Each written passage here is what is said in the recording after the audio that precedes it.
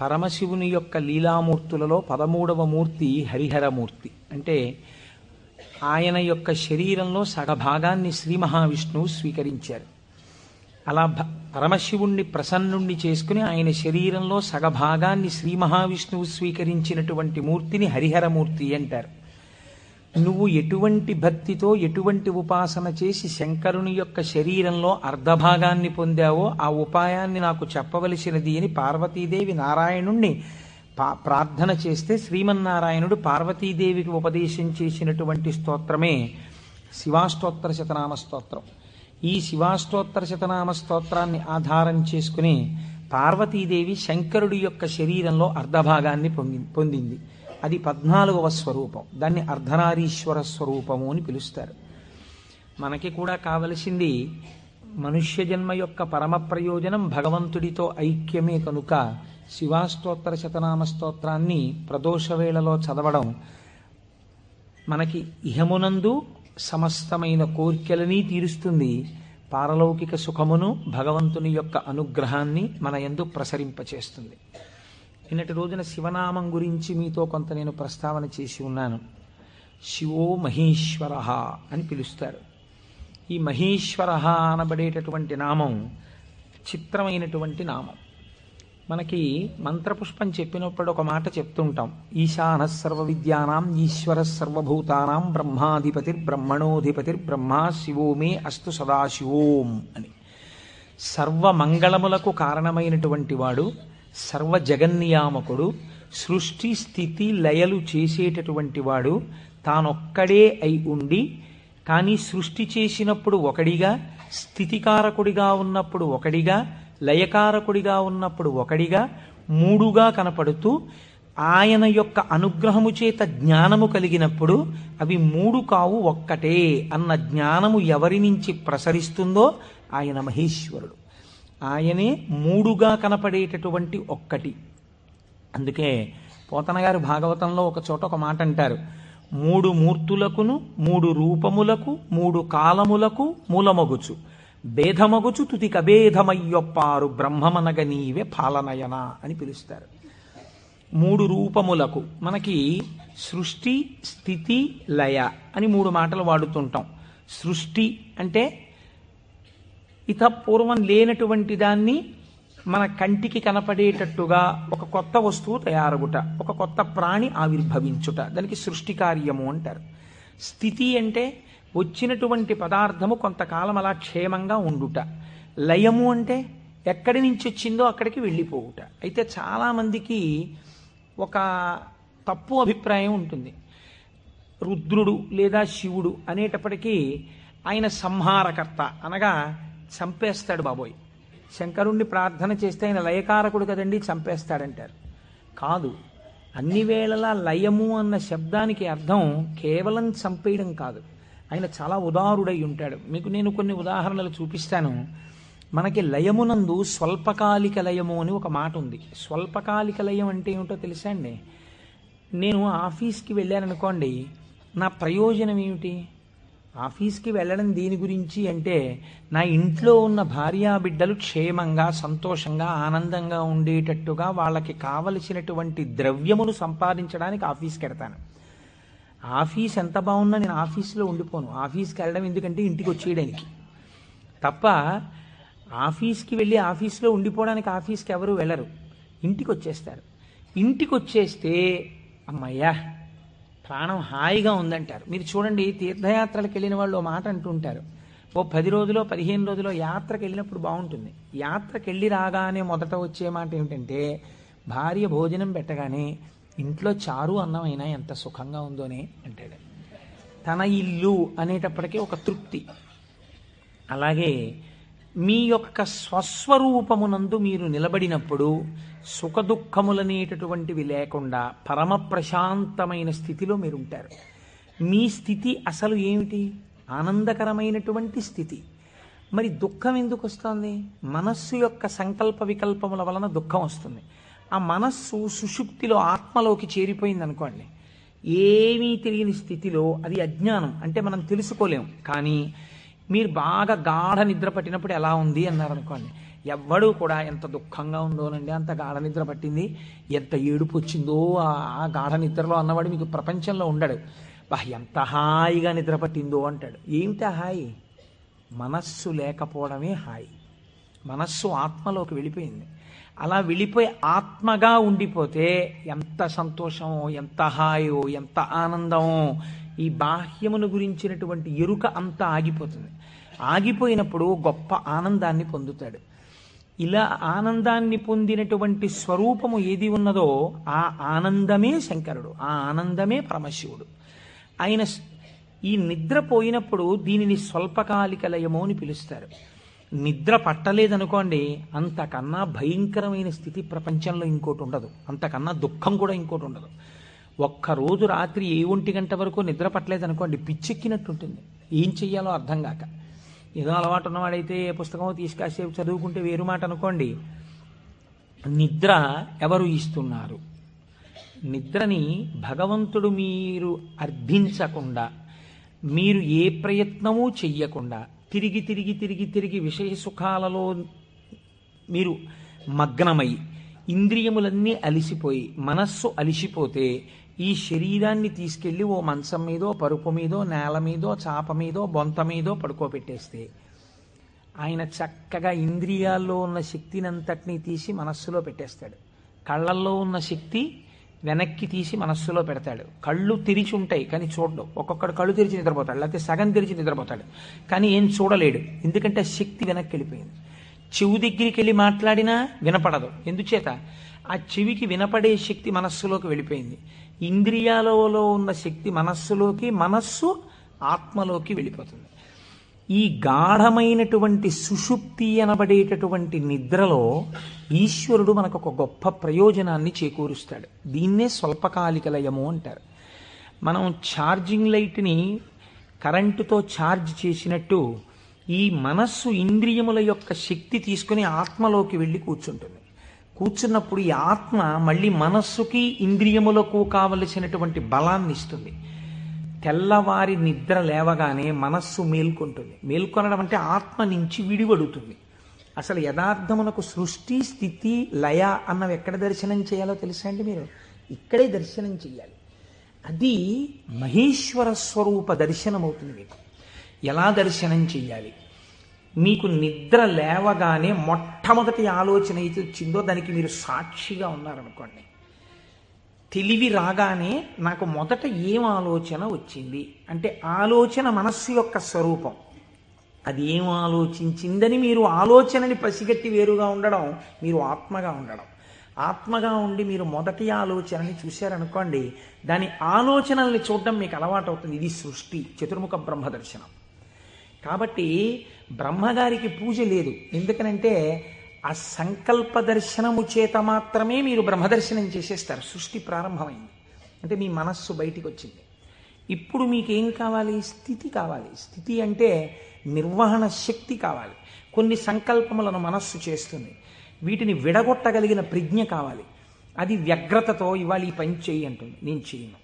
నీకేం, నీ సొమ్మేం పోయింది నువ్వు చెప్తావు, కానీ మూట కట్టుకొని అనుభవించవలసిన వాడిని నేను చేయను అని మనస్సుకు ఎదురు తిరిగి చెప్పి, ఈ మాట చెప్పావు చాలా బాగుంది, ఇది చేస్తాను అని మనసు చెప్పినవి కొన్ని అంగీకరించగలగాలి. ఇలా చెయ్యడానికి మీకు సమర్థత కావాలి. ఇది నిర్వహణ సమర్థత. అడ్మినిస్ట్రేటివ్ ఎబిలిటీస్ అంటారు చూసారా? ఒక కుర్చీలో కూర్చుంటే ఆయన ఆఫీసర్ గారు, ఆ కుర్చీకి ఒక శక్తి ఉంటుంది. ఆ శక్తిని పొంది ఉన్నవాడు స్థితికారకుడు. స్త్రీగా చెప్తే నారాయణి అమ్మవారు, పురుషుడిగా చెప్తే శ్రీ మహావిష్ణువు. ఆయన స్థితికారుడు. కాబట్టి మీరు ప్రాతకాలమునందు తప్పకుండా విష్ణునామం చెప్పాలి. మీరు పూజామందిరంలోకి వెళ్ళి కూర్చోగానే విష్ణునామంతో ప్రార్థన ప్రారంభం కావాలి. అందుకే ఓం కేశవాయ స్వాహ, ఓం నారాయణాయ స్వాహ, ఓం మాధవాయ స్వాహ, గోవింద విష్ణు మధుసూదన త్రివిక్రమ వామన శ్రీధర హృషికేశ పద్మనాభ దామోదర సంకర్షణ అని ఒకవేళ మనకి సరిగ్గా చెప్పడం చేత కాదేమోనని ఋషులు నిర్ణయించేశారు. అసలు పూజ ప్రారంభమే ఆచమనంతో, ఆచమనం విష్ణునామాలతో. ఆ విష్ణువు యొక్క శక్తి మీ యందు ప్రసరిస్తే మీకు సాయంకాలం వరకు ఆ ప్రజ్ఞ అలా వెడుతుంది. ఎందుకంటే జాగృతిలో ఉన్నప్పుడే మీరు ఇంద్రియాల్ని మనస్సుని ఈశ్వర స్వాధీనం చెయ్యాలి. దీనికి కావలసిన ప్రజ్ఞ, మీ ఆలోచనల్ని చక్కదిద్దుకోగలిగిన ప్రజ్ఞ మీ యందు ప్రసరిస్తుంది. కాబట్టి విష్ణు పూజతో రోజు ప్రారంభం కావాలి, విష్ణునామంతో ప్రారంభం కావాలి. తరువాత మీరు అభిషేకం చేసుకోవచ్చు, శివార్చన చేయవచ్చు. నేను అలా చెయ్యవద్దని నేను చెప్పట్లేదు. విష్ణునామంతో ప్రారంభించాలి. మనకి భగవంతుడు ఒక్కడే, కానీ మనకి ప్రయోజనం చేకూర్చడానికి అన్ని రూపాల్ని పొందాడు. రాత్రి నిద్రపోయే ముందు శాస్త్రం అంది 11 మార్లు. ఇంకా నువ్వు నామం చెప్పేసిన తర్వాత ఇక మాట్లాడకూడదు. 11 మాటలు శివ శివ శివ శివ శివ శివ శివ అని 11 మాటలు అనుకుని విశ్రాంతి స్థానమునకు శరీరమును చేర్చేయాలి. ఇక పడుకున్న తర్వాత ఇక మాట్లాడడం. ఇప్పుడు ఈ శివానుగ్రహం స్వల్పకాలిక లయం. సృష్టిని దర్శనం చేశాడు, స్థితికారకుణ్ణి ప్రార్థన చేశాడు. ఈ రోజు చేసినటువంటి పనులన్నీ మంచి పనులైతే నిద్రలో నీకు సాత్వికమైనటువంటి ఆలోచనలు వస్తాయి. సాత్వికమైన ఆలోచనలతో, చిత్తశాంతితో, భయానకమైన కలలు రాకుండా హాయిగా నిద్రపుచ్చగలిగినటువంటి స్వరూపము స్వల్పకాలిక లయమైనటువంటి పరమశివ స్వరూపము. శివనామం చెప్పి నిద్రపోతే నిద్రా సమాధి స్థితి, అది సమాధి స్థితి అవుతుంది. మళ్ళీ లేచాడు, మళ్ళీ సృష్టికర్త దర్శనం చేస్తాడు. తొలితలంపు ఏది వస్తోందో దాన్ని మీరు ఈశ్వరుడి వైపుకి తిప్పడం అలవాటు చేయాలి మనస్సుకి ప్రయత్నపూర్వకంగా. ఫస్ట్ డిక్టం లోపల నుంచి ఏం రావాలో తెలుసా అండి, అది మీరు అలవాటు చేయాలి. అప్పుడు మీరు ఒక రోజుని, కాలమునందు ఒక రోజు అనబడేటటువంటి విభాగమును మహేశ్వరుడిగా మారుస్తున్నారు మీరు. ఇది మహేశ్వరార్చనము. ఒక రోజు మహేశ్వరుడయింది, మీరు ఆ మహేశ్వరార్చన చేత మీరు మహేశ్వరుడైనారు. ఎలా అంటే మొట్టమొదటి ఆలోచన బయటికి వస్తూనే మనస్సుకి ఒకటి అలవాటు ఉండాలి. ఏమిటో తెలుసా అండి అలవాటు? ఇది చిత్రంగా ఉంటుంది. చిలకకి సహజ స్వభావం ఏమిటి? మీరు ఒక పంజరంలోంచి బయటికి తీస్తే ఎగిరిపోవడం. కానీ కొంతమంది చిలక ప్రశ్న అని జ్యోతిష్యం చెప్పేవాళ్ళు ఉంటారు. వాళ్ళు పంజరంలోంచి తలుపు పైకెత్తి చిలకని బయటికి పిలుస్తారు. చిలక బయటికి వచ్చి ఎగిరిపోదు. ఎగిరిపోకుండా వచ్చి అక్కడ పెట్టిన పుస్తకాలని ముక్కు పెట్టి లాగి ఒక పుస్తకాన్ని నుంచి లోపలికి వెళ్ళిపోయి కూర్చుంటుంది. ఆయన తలుపు వేయలేదనుకోండి, అది ఎగరదు, అందులోనే కూర్చుంటుంది. అదేంటి స్వేచ్ఛగా ఎగిరే చిలక ఎగరకుండా ఇలాంటి పనులు చేయడం ఏంటి అంటే ఆయన అలా తర్ఫీదు ఇచ్చాడు దానికి, అందుకని అది అలా ప్రవర్తిస్తుంది. మీరు కూడా మీ మనస్సుకి తర్ఫీదు ఇవ్వడం మీకు రావాలి. నిద్ర లేవగానే అది మొదటి సంకల్పం ఏం చెప్పాలో తెలుసా అండి? ఇప్పుడు నీ ఇంట నీ ఆరాధ్య దైవము, నీ కులదైవం ఎవరున్నారో వారు నువ్వు పడుకున్న వైపు నీ తల ఇటువైపు ఉన్నది. సాధారణంగా నిద్రపోయేటప్పుడు ఎడమ వైపుకి నిద్రపోమ్మని శాస్త్రం. నువ్వు కొంచెం ఓరగిలా పడుకుని కొద్దిగా తల కుడిపక్కకి తిప్పి నీ కన్నులు విప్పితే నీ దృష్టి ప్రసారము తిన్నగా నీ కులదేవతా స్వరూపము మీద పడుచున్నది. అది లక్ష్మీనారాయణులు కానివ్వండి, పార్వతీ పరమేశ్వరులు కానివ్వండి. నేను దాని యందు అభ్యంతర ప్రకటన చెయ్యను, ఉన్నది ఒకటే పరబ్రహ్మం. కనుక ఇది మొదటి ఆలోచన కావాలి. ఇది మనస్సుకి మీరు అలవాటు చేయాలి. అంతేకాని టైం అయిపోతోందని గడియారం వంక చూస్తూ కంగారుగా లేవడం అలవాటు కాకూడదు. మీ తల ఇలా తిప్పి మీ కళ్ళు విప్పితే మీ మొట్టమొదటి దృష్టి ఇలా చెదురుతూ బాగా నిద్రపోయినటువంటి కనులలోంచి జరిగిన మొదటి కిరణ ప్రసారము పరమేశ్వర మూర్తి మీద పడడము చేత పరావర్తనము చెంది ఆ పార్వతీ పరమేశ్వర లేక లక్ష్మీనారాయణ దర్శనము ఇక్కడ జరిగి ఈ కంటితో చూసి లేచిన తర్వాత కాలు పెట్టే ముందు మనస్సు మళ్ళీ సముద్రవసనే దేవి పర్వత స్తనమండలే అని ఒక శ్లోకం చెప్పి కిందకి దిగగానే, గురువుగారు మీరు నాకు ఉపదేశం చేశారు, మీరు చెప్పిన బుద్ధితో ఈనాటి నా రోజు గడుచుగాక అని నేల మీద పడి గురువుగారి పాదాల్ని ఒక్కసారి మనస్సులో ధ్యానం చేసి వారి పాదాలకి శిరస్సు తాటించి పైకి లేవడం. ఇది మీకు అలవాటైందనుకోండి, మీకు తెలియకుండా మీరు మొదటి ఆలోచన రావడానికి సాక్షి. ఇప్పుడు ఈ ఆలోచనని మీరు ఒక దిశానిర్దేశం చేస్తున్నారు. ఇది స్థితికారకత్వం. అసలు నిజంగా ఒడిసి పట్టడం. ఇలా తిప్పడాన్ని యథార్థమునకు ఒక రోజును మహేశ్వరుడిగా మార్చుట కాకుండా ఎక్కడో మహేశ్వరుడు ఉన్నాడు, ఆయన సృష్టికర్త స్థితికర్త ప్రళయకర్త. మీరెప్పటికీ సృష్టికర్త స్థితికర్త ప్రళయకర్త దర్శనం చేస్తారు? లలితా సహస్రనామంలో, లలితా అష్టోత్తరంలో అమ్మవారికి ఒక నామం ఉంది, భావనామాత్ర సంతుష్టాయై నమః. మీ భావన ఎలా ఉందో దాని చేత ఆవిడ సంతుష్టురాలవుతుంది, ఆవిడ ఆనందిస్తుంది. ఇక్కడ మీరు భావన చేస్తుంటే ఈ శక్తి అంతా ఆవిడే, ఇక్కడ ఉన్న శక్తి, ఇక్కడ ఉన్నటువంటి ప్రకృతి వికారమైన శరీరం ఆవిడే. ఇది ఆయన్ని కోరుతోంది. దీన్ని దానితో కలపాలని ఆవిడ తెర పైకెత్తుతుంది.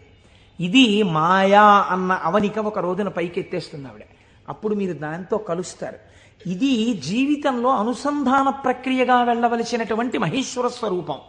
అంతేకాని మహేశ్వర స్వరూపం అనగా ఏదో దేవతలందరి చేత పూజింపబడువాడు, నేను దాన్ని దోషం అంటలేదు, నేను తప్పంటలేదు. కానీ మీరు అలా అనుసంధానం చేసుకుంటే అది భక్తికి బాగా పనికొస్తుంది. అందులో నేను ఎంతమాత్రము దోషమెంచను. కానీ మీకు ఇది నిత్య జీవితమునందు అలవాటులోకి తెచ్చుకోవలసినటువంటి ప్రక్రియ. మీరు ఇలా దర్శనం చేస్తూ వెళుతున్నారనుకోండి, మీ లయ పరమశివుడు.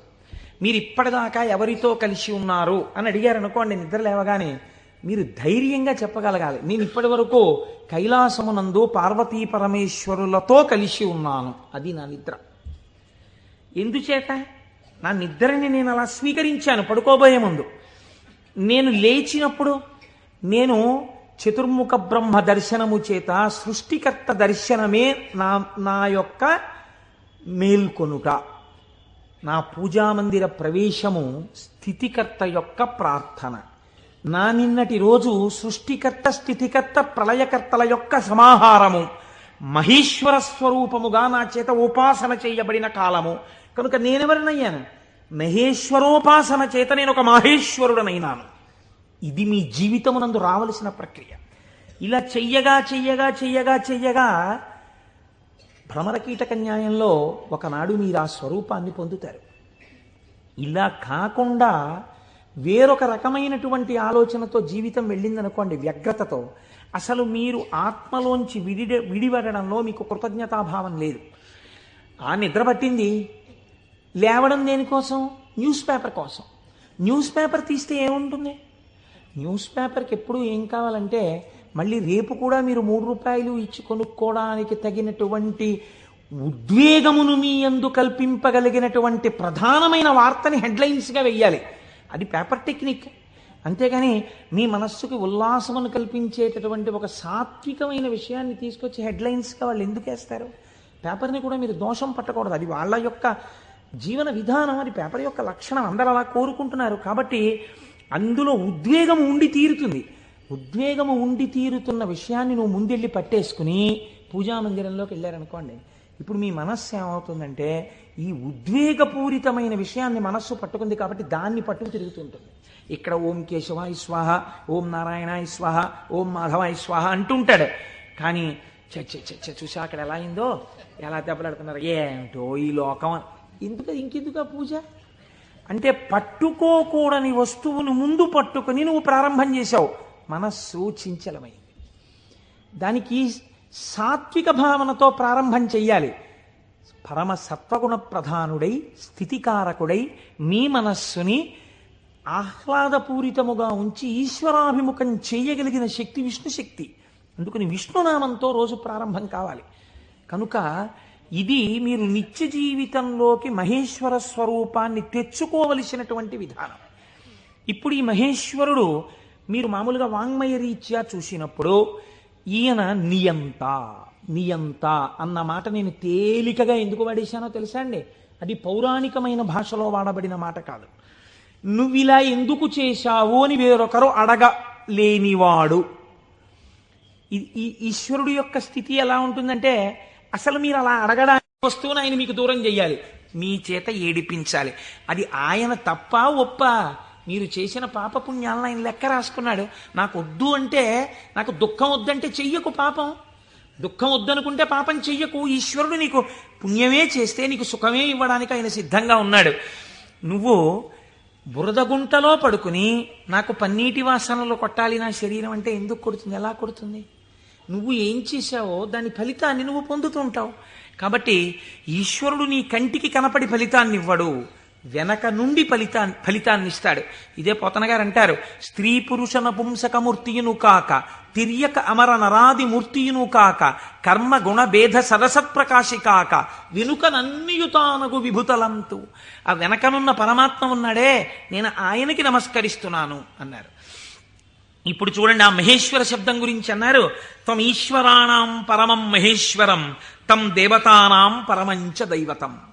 దేవతలందరూ కూడా ఎవరిని ప్రార్థన చేసి నమస్కరిస్తారో, సర్వ జగత్తుని ఎవడు నియమించి పోషించి రక్షించుతున్నాడో, ఎవడు దీనిని నిలబెడుతున్నాడో, ఎవడు తనలోకి తీసేసుకుంటున్నాడో వాడే మహేశ్వరుడు, వాడు సర్వజగన్నియామకుడు, వాడు పరబ్రహ్మమై ఉన్నాడు. ఇటువంటి పరబ్రహ్మము నీకెక్కడ దర్శనమవుతుంది అని అడిగారు.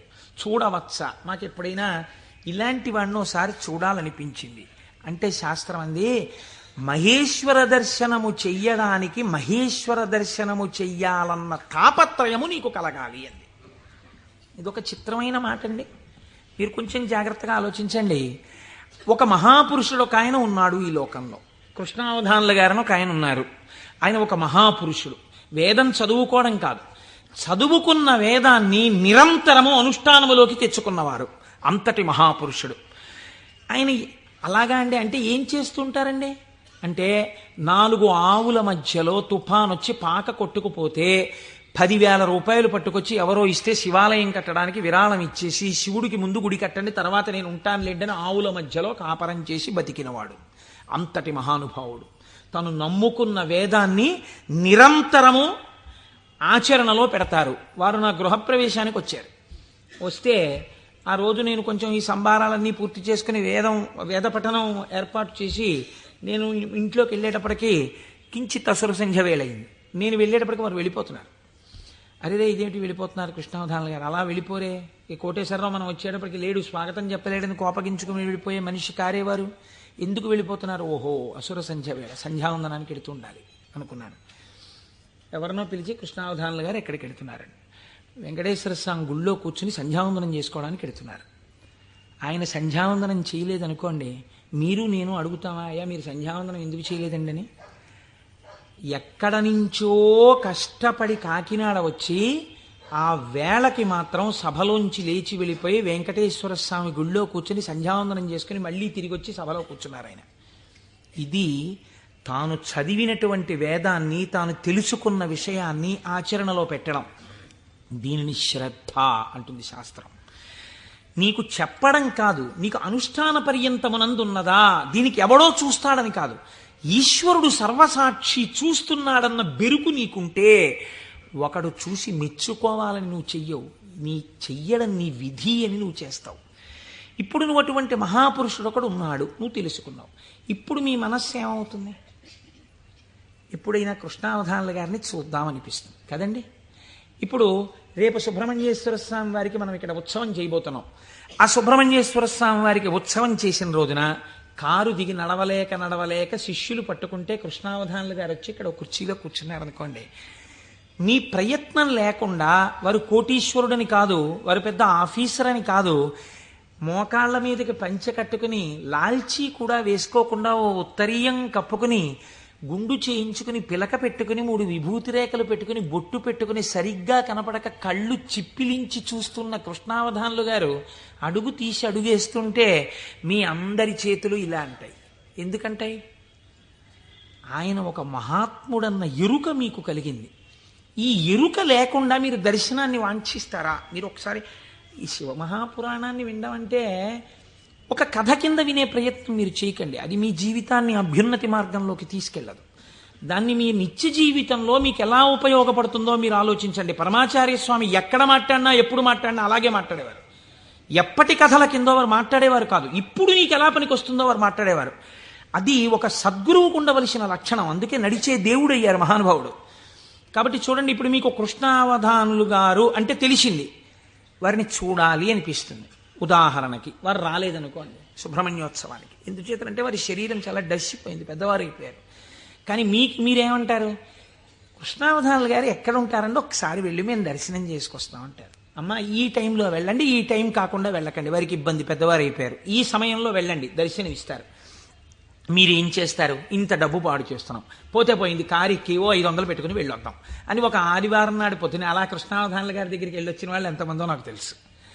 కారు వేసుకుని వెళ్ళి ఓ అరడజన అరటిపళ్ళు ఏవో ఇచ్చి ఒక్కసారి ఆయన్ని చూడగానే, ఇప్పుడు మీకు ఆయన గురించి ఆయన ఏం చెప్పుకోరుగా, కానీ మీరు ఆయన్ని చూస్తుంటే, ఆయన కూర్చుంటే, మీరు ఎక్కడి నుంచి వచ్చారమ్మా అని అడుగుతుంటే, ఆయన ఏదో 4 శ్లోకాలు చెప్తుంటే, ఆ గొంతు తడబడిపోతుంటే, పెద్దవారైపోయి వారు మాట్లాడుతుంటే మీ మనసు ఆర్ద్రమైపోతుంది. మీకు తెలియకుండా మీ కన్నుల వెంట నీళ్లు కారుతాయి. అబ్బా ఏం మహాపురుషుడు, ఏం మహాపురుషుడని పటికి బెల్లం తినేసిన నోరు తీపిగా ఉన్నట్టు మళ్ళీ కారెక్కి వచ్చేస్తారు ఇంటికి. ఎందుకు వెళ్ళారు ఆ ఊరు 500 కారు చేయించుకుని? మీకు తెలిసింది కాబట్టి కృష్ణావధానుల గారంటే, కాబట్టి కదా మీరు దర్శనం చేశారు. మహేశ్వరుడు అంటే సృష్టికర్త, స్థితికర్త, ప్రళయకర్త అని నేను ఒక మాట చెప్పాను అనుకోండి, అది మీకు ఏం ఉపయోగపడుతుందని నేను ప్రశ్న వేస్తున్నాను. మీరు ఆలోచించండి. నేను ఈ మాట అన్నాను, అనుసంధానం మీరు కాలగతంలో ఒక రోజులోకి తెచ్చుకోండి, మీకు మహేశ్వర దర్శనం కలుగుతోంది అన్నాను. అది మీకు ఉపయుక్తం. మీరు చూడండి, నేనంటాను మహేశ్వరుడెవరో చూడాలన్న ఉత్సాహం కృష్ణావధానులు గారు ఎవరో తెలుసుకుంటే కలిగినట్టు, ఈశ్వరుణ్ణి చూడాలన్న ఉత్సాహం మీకు ఇక్కడ కలగాలంటే మీరు ఏం చేస్తే కలగదండి. నేను ఒక్క ఉదాహరణ చెప్తాను. నేను పూజ చేసుకోవడానికి కూర్చున్నాను అనుకోండి, ఓ బంతి పువ్వు చేత్తో పట్టుకున్నాను అనుకోండి. బంతి పువ్వు అన్న మాట ఎందుకు వాడానంటే చాలా తేలిగ్గా దొరికే పువ్వు, ₹1 ఇస్తే ఇన్ని పూలు ఇస్తారు. ఓ బంతి పువ్వు ఇలా పట్టుకున్నాను అనుకోండి, మీరు ఎప్పుడైనా చూడండి పువ్వు పైన వాసన వస్తుంది, బంతి పువ్వు యొక్క కాడ తుంపండిలాగా మంచి సువాసన వస్తుంది, కాడ తుంపితే సువాసన వస్తుంది. ఈశ్వర ఏమీ అమరిక, ఒక గొట్టం మీద ఇదే రంగు రేకులు ఇలా ఇలా ఇలా ఇలా ఇలా ఇంత మొగ్గని అందులో ఇన్ని దాచి అలా విచ్చుకునేటట్టు చేసి ఇంత అమరికగా ఇలా ఉండి వాటి మీద మళ్ళీ ఓ వరస, వాటి మీద ఓ వరస, వాటి మీద ఓ వరస, మధ్యలో ఓ 5, ఇంత అందంగా తయారు చేసిన శిల్పి ఎవడు? ఎక్కడున్నాడు ఈ శిల్పి? ఈ పువ్వు నేను పూజామందిరంలో భగవంతుడి పాదముల దగ్గర వేసి రేపిలా తీస్తే కాడ పట్టుకుంటే ముందు రోజు పైకి లేచిన పువ్వు ఇవాళ కాడ పట్టుకుంటే ఇలా ఒరిగిపోయింది. ఈశ్వరుడి పాదాల మీద ఒరిగిపోవడం ఓ రోజంతా ఉండి నేర్చేసుకుని ఒరిగిపోతుంది. ఇప్పుడు అంత గుబాళింపు లేదు, అంత వాసన లేదు, ఆ రేకులన్నీ ఇలా ఒరిగిపోతున్నాయి. ఇంకొంచెం ముట్టుకుంటే దుర్గంధం వచ్చి చెమాయింపు వచ్చింది. ఎవరసలు దీన్ని ఇలా ఆ బంతి మొక్కలోంచి దీన్ని తెచ్చినవాడు, ఇంత విచ్చుకునేట్టు చేసినవాడు, ఇది ఇలా ఒడిలిపోయేట్టు చేసినవాడు ఎక్కడున్నాడు అని మీకు అనుమానం వచ్చింది అనుకోండి, అప్పుడు మీ పూజ ఆర్తితో ఉంటుంది. వాడే అటువంటి వాడై ఉన్నాడు, వాడు ఈ జగత్తునంతటినీ ఇలాగే సృష్టించి నిర్వహించి లయింపచేస్తున్నాడు, వాడే నా ఆరాధ్య దైవం అడిగో పూజామందిరంలో అని మీరు ఓం నిధనపతయే నమః అని పువ్వేయండి. రమించిపోయింది మీ హృదయం. ఇది మహేశ్వర దర్శనము. కాబట్టి ఇప్పుడు ఈ ఉత్సుకత, చూడాలి చూడాలి చూడాలి ఈశ్వరుణ్ణి అన్న తాపత్రయం మీరు సృష్టి స్థితి లయానుసంధానము నిరంతర ప్రక్రియగా చెయ్యడంలో ఉంటుంది. ఈ చెయ్యడంగా ఉంటే ఈశ్వరుడు ఎవడు? ఇప్పుడు మీరు తెలుసుకున్నారనుకోండి మహేశ్వరుడు ఏం చేస్తుంటాడో, ఇది తెలుసుకోవడం వల్ల మీకు ఆనందం కలుగుతుంది. ఇప్పుడు ఆయన సర్వజ్ఞత, తృప్తి, అనాదిబోధ, స్వతంత్రత, నిత్యమలుప్త శక్తి, అనంత శక్తిశ్చ విభోర్విధిజ్ఞా షడాహురంగాని మహేశ్వరస్య అంది శాస్త్రం. ఆయన సర్వజ్ఞత. నేను ఇక్కడ కూర్చుని అనుకోండి, నేను ఈ సభలో జరుగుతున్న విషయాన్ని పసిగట్టగలను. అసలు అది కూడా ఒక్కొక్కసారి జరగదు. ఎందుచేత అంటే నేను ఒక్కొక్కసారి అడిగినటువంటి ప్రశ్న కొంతమందికి ఈయన నిజంగానే అడుగుతున్నాడా అనిపించవచ్చు. ఎందుచేత అంటే మీరు నిన్నను కోటేశ్వరారు నిన్న ఉపన్యాసానికి వచ్చాను, నిన్న మీరు వచ్చారా అంటే అదేమిటి మీ ఎదురుగుండానే కదండి కూర్చున్నాం అంటారు. నాకు స్ఫురణలోకి వెళ్ళదు. ఎందుకు వెళ్ళదు అంటే నేను ఒక విషయాన్ని ప్రతిపాదన చేస్తున్నప్పుడు నా మనస్సు అసలు ఆ విషయం మీద రమిస్తే కదా అది వాక్కులుగా బయటికి వచ్చేది. నా మనసే రమించలేదనుకోండి, నా మనస్సు లోపల దర్శనం చేయట్లేదనుకోండి, మీకు వాక్కులుగా ఎలా వస్తుంది నా నోటి నుంచి?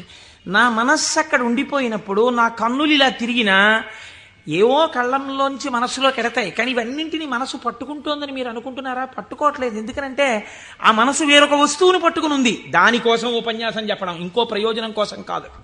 ఇలా కూర్చుంటే కాసేపు పట్టుకుంటుంది ఆ వస్తువునని. కాబట్టి ఇప్పుడు అది పట్టుకుని ఉంది, కాబట్టి ఇది పట్టుకోదు, ఇది వదిలిపెట్టేసింది. కాబట్టి కన్ను చూసినా మనస్సు పట్టుకోకుండా వదిలిపెడుతోంది. అలా మీకు నా యొక్క సర్వజ్ఞత యందు ఒక పరిధి ఉంది. నేను ఇక్కడే ఉన్నా నాకు కొన్ని తెలియవు. ఈశ్వరుడు అలా కాదు. మహేశ్వరుడంటే సమస్త ప్రాణుల యొక్క హృదయగతమైన అభిప్రాయములను కూడా తెలుసుకోగలడు. మీరు బాగా గుర్తుపెట్టుకోండి. మీరు చేస్తున్న పూజని చూసి నేను పూజ చేసుకుంటున్నాను అనుకోండి, ఉదాహరణ, వేరొకరి మీద ఎందుకు పెట్టాలి? నేను పరమ డాంబికంగా ఇన్ని పువ్వులు పెట్టుకుని ఓం నిధనపతయే నమః, ఓం నిధనపతాంతికాయ నమః, ఓం ఊర్ధ్వాయ నమః, ఓం ఊర్ధ్వలింగాయ నమః అన్న పూజామందిరంలో కూర్చుని పుష్పార్చన చేస్తున్నాను అనుకోండి. మీరు కోటేశ్వరరావు గారు ఉన్నారా అండి అని హాల్లోకి వచ్చి కూర్చున్నారనుకోండి. ఆహాహా, ఏం పూజ చేస్తున్నాడండి కోటేశ్వరరావు, నిజంగా ఏమి ఉచ్చారణ, ఏమి నామాలు చెప్తున్నాడు అని మీరు ఇక్కడ గబగబా సోఫాలో కూర్చున్న వారి కింద కూర్చుని కళ్ళు మూసేసుకుని, ఇప్పుడు ఆయన ఇలా పువ్వులు వేస్తుంటారు, ఇలా నామం చెప్తుంటారని మీకు ఆ నామాలు రాకపోయినా మనస్సులో ఇలా ఇలా మీ చెయ్యి అంటూ మీరు పువ్వులు వేసేస్తూ మీరు కూర్చున్నారు. అక్కడ పూజ చేస్తున్న నేను నామాలు నోటితో చెప్తున్నాను, కానీ నా మనస్సు రేపు ఉదయం నేను పెళ్లికి వెళ్ళాలి, ఈ పెళ్లికి వెళ్ళినప్పుడు మనం 10ంటికి ఆఫీస్కి వెళ్ళిపోగలమా, లేకపోతే 1 గంట పర్మిషన్ పెట్టి 11 గంటలకు వెళ్ళిపోగలమా, ఒకవేళ వాళ్ళు భోజనానికి ఉండిపోమ్మంటే దీన్ని వంట చేయమని చెప్పడమా, అక్కర్లేదులే భోజనానికి ఎడదామందామా, భోజనానికి ఎడదామంటే ఇది మీరు వచ్చి నన్ను తీసుకెడతారా ఆఫీస్కి అయితే అంటుందేమో. ఇప్పుడు ఎక్కడున్నాను నేను వాళ్ళ ఇంట్లో పెట్టే భోజనం దగ్గర ఉన్నాను. పైకి ఏం చేస్తున్నాను? ఓం నిధనపతయే నమః, ఓం నిధనపతాంతికాయ నమః. నా పూజ వింటున్నవాడు, హాల్లో కూర్చున్నవాడు ఏం చేస్తున్నాడు? ఆయన కోటేశ్వరారు ఎంత బాగా పూజ చేసుకుంటున్నారో అని తను వచ్చిన పని మర్చిపోయి తను రమించిపోయి ఇక్కడ ఈశ్వరుణ్ణి చూస్తూ ఆయన పాదాల మీద బొడ్డు మల్లెలు వేసేస్తున్నాడు. ఇప్పుడు పూజ చేసిన ఫలితం ఈశ్వరుడు ఎవరికి వేస్తాడో తెలుసా అండి? హాల్లో కూర్చుని ఆయనకి వేస్తాడు. కోటేశ్వరరావుకి ఏం వేస్తాడో తెలుసా అండి? ఆయన పూజ చేసుకునేటట్టుగా గట్టిగా నామాలు చెప్పిన ఫలితం వేస్తాడు. చూసారా? ఇది సర్వజ్ఞత. ఇది మీకు దొరకదు. మీరేమంటారు? నేను బయటకు వస్తే కోటేశ్వరరావు పూజ చేసుకున్నారంటారు. హృదయగతమైన అభిప్రాయమును పట్టగలిగిన వాడు. అందుకే శివానందలహరిలో శంకరాచార్యుల వారు మాట అన్నారు, వటుర్వా గేహీవా ఇతిరపి జటీవా తదితరో నరోవా యక్కశ్చిద్భవతు భవకింతేన భవతి యదీయం హృత్పద్మం యది భవతధీనం పశుపతేహే తదీయస్త్వం శంభో భవసి భవభారంచ వహసి. నువ్వు వటువా మాకు చెప్పకు. నేను ఉపనయనం చేసుకున్న వటువునండి, ఏం కావాలి మాకైతే? నువ్వు సంధ్యావందనం చేస్తావా, గాయత్రి చేస్తావా చెప్పు. గేహీవా, నేను గృహస్థాశ్రమంలో ఉన్నాను, అయితే ఎవరికి గొప్ప? గేహీవా యతిరపి జటీవా తదితరో, అబ్బో మిగిలిన ఆశ్రమాలు ఏవైతే కానివ్వండి, మాకేమిటి గొప్ప? ఇవి కాదు. నీ మనస్సుని ఈశ్వరుడి పాదముల మీద పెట్టడం నీకొచ్చా? నీకొస్తే చెప్పు. ఈశ్వరుడు నీ వెంట పరిగెడుతున్నాడు. నీ మనస్సు అక్కడ పెట్టడానికి నువ్వు చేస్తున్నటువంటి పరిశ్రమకు పూజ అని పేరు. నీకు అది అలవాటు అవ్వడానికి పూజ చేస్తున్నావు. నువ్వు అది అలవాటు అయిపోతే ఎక్కడున్నా పూజ చేయగలవు. అంటే దాని అర్థం పూజ మానేయమని కాదు. కాబట్టి హృదయగతాభిప్రాయమును పట్టగలిగినటువంటి వాడు. ఇది సర్వజ్ఞత, స్వతంత్రత. ఇవి రెండు ముడిపడి ఉంటాయి ఈశ్వరుడితోటి.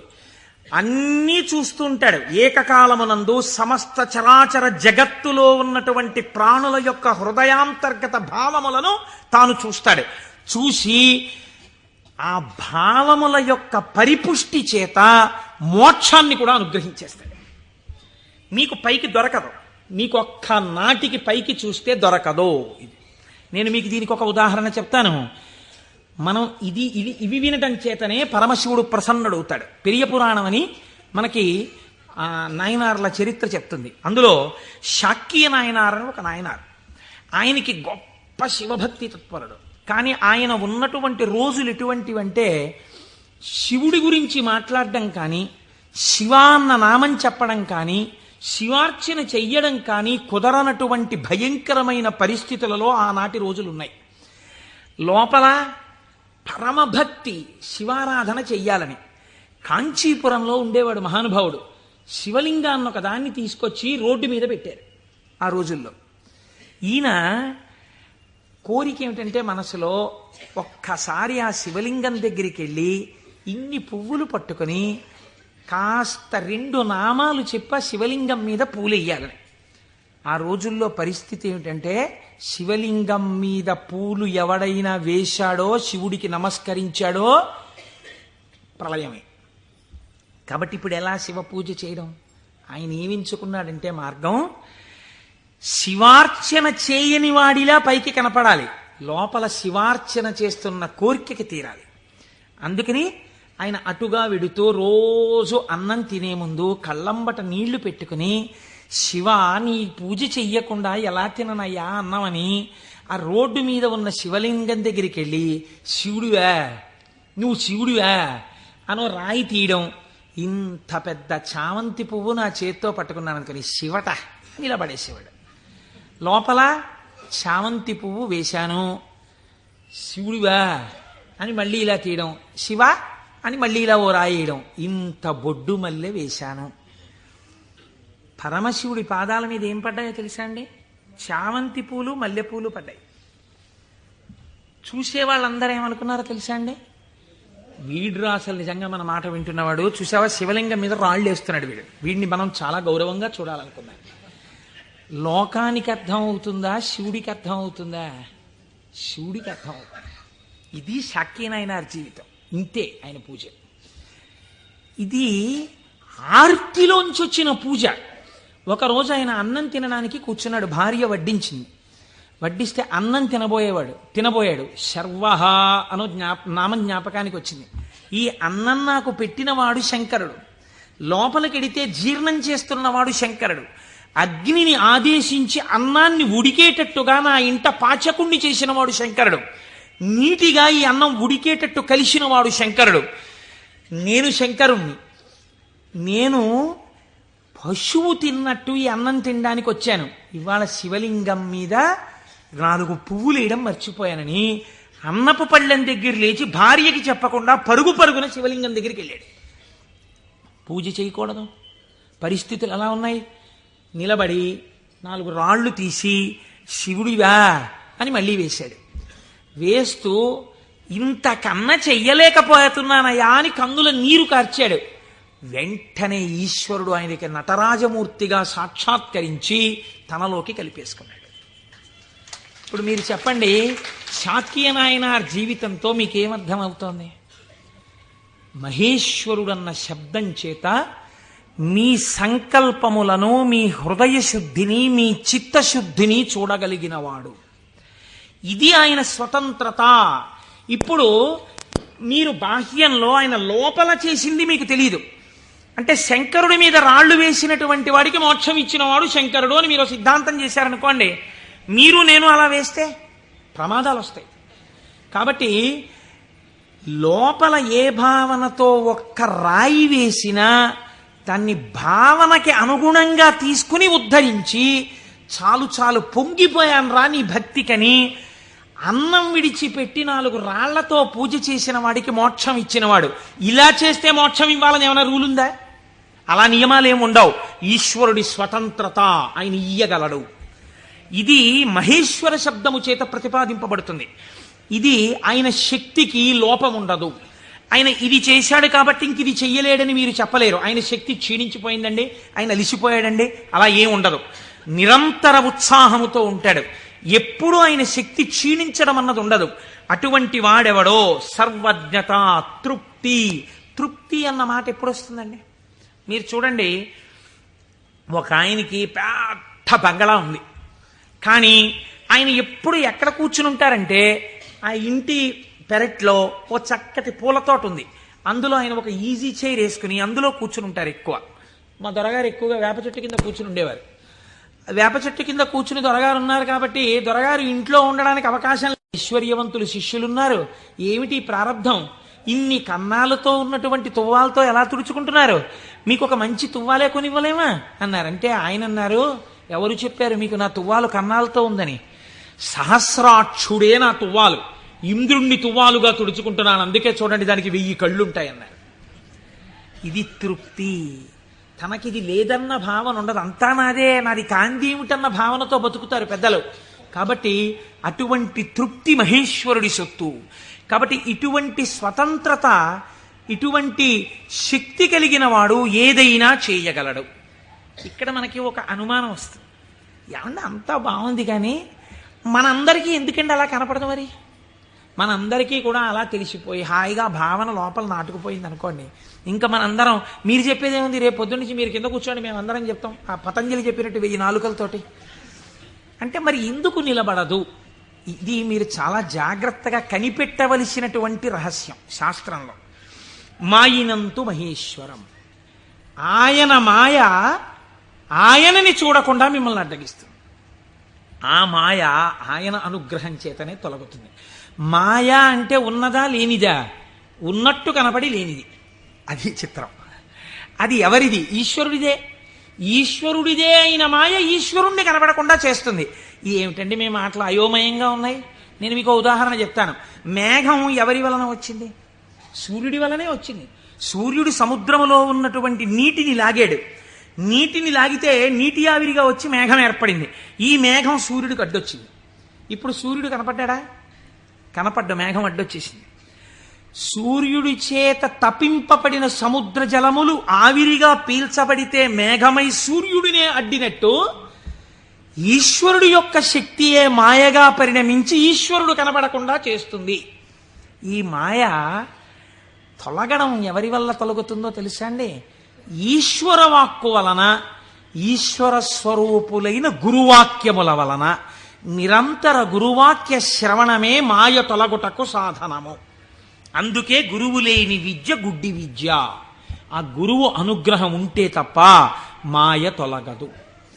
ఈ మాయ చిత్రంగా ఉంటుంది. ఎంత చిత్రంగా! మాయ యొక్క స్వభావమేమి మీకు తేలిక మాటల్లో చెప్పాలంటే, ఇప్పుడు నేను దాని గురించి పెద్ద చర్చ చెయ్యకుండా చెప్పాలి అంటే, మాయ వలన వచ్చేటటువంటి ఉత్తర లక్షణము కామక్రోధములు. ఎందుచేత? వెంటనే ఈశ్వరుడితో ఉన్నటువంటి పట్టు విడిచిపెట్టేసుకుని తన యందు పెట్టేసుకుంటాడు. పెట్టేసుకుని ఈశ్వర దర్శనమాగి ఇదంతా నా ప్రజ్ఞ అంటాడు. అనగానే మాయ ఏర్పడిపోయిందనమాట. అంతే. ఏర్పడి కామక్రోధములతో కొట్టుమిట్టాడుతుంటాడు. మీరు ఒక్క విషయం, నేనిప్పుడు ఒక విషయాన్ని చెప్పబోయే ముందు నేనిప్పుడు శివమహాపురాణంలోంచి ఒక ఆఖ్యానాన్ని అనుసంధానం చేయబోతున్నాను. ఇది చెప్పబోయే ముందు నేను ఒక విషయం చెప్పకుండా మొదలు పెడితే ఒక ప్రమాదం ఏర్పడేటటువంటి అవకాశం ఉంది.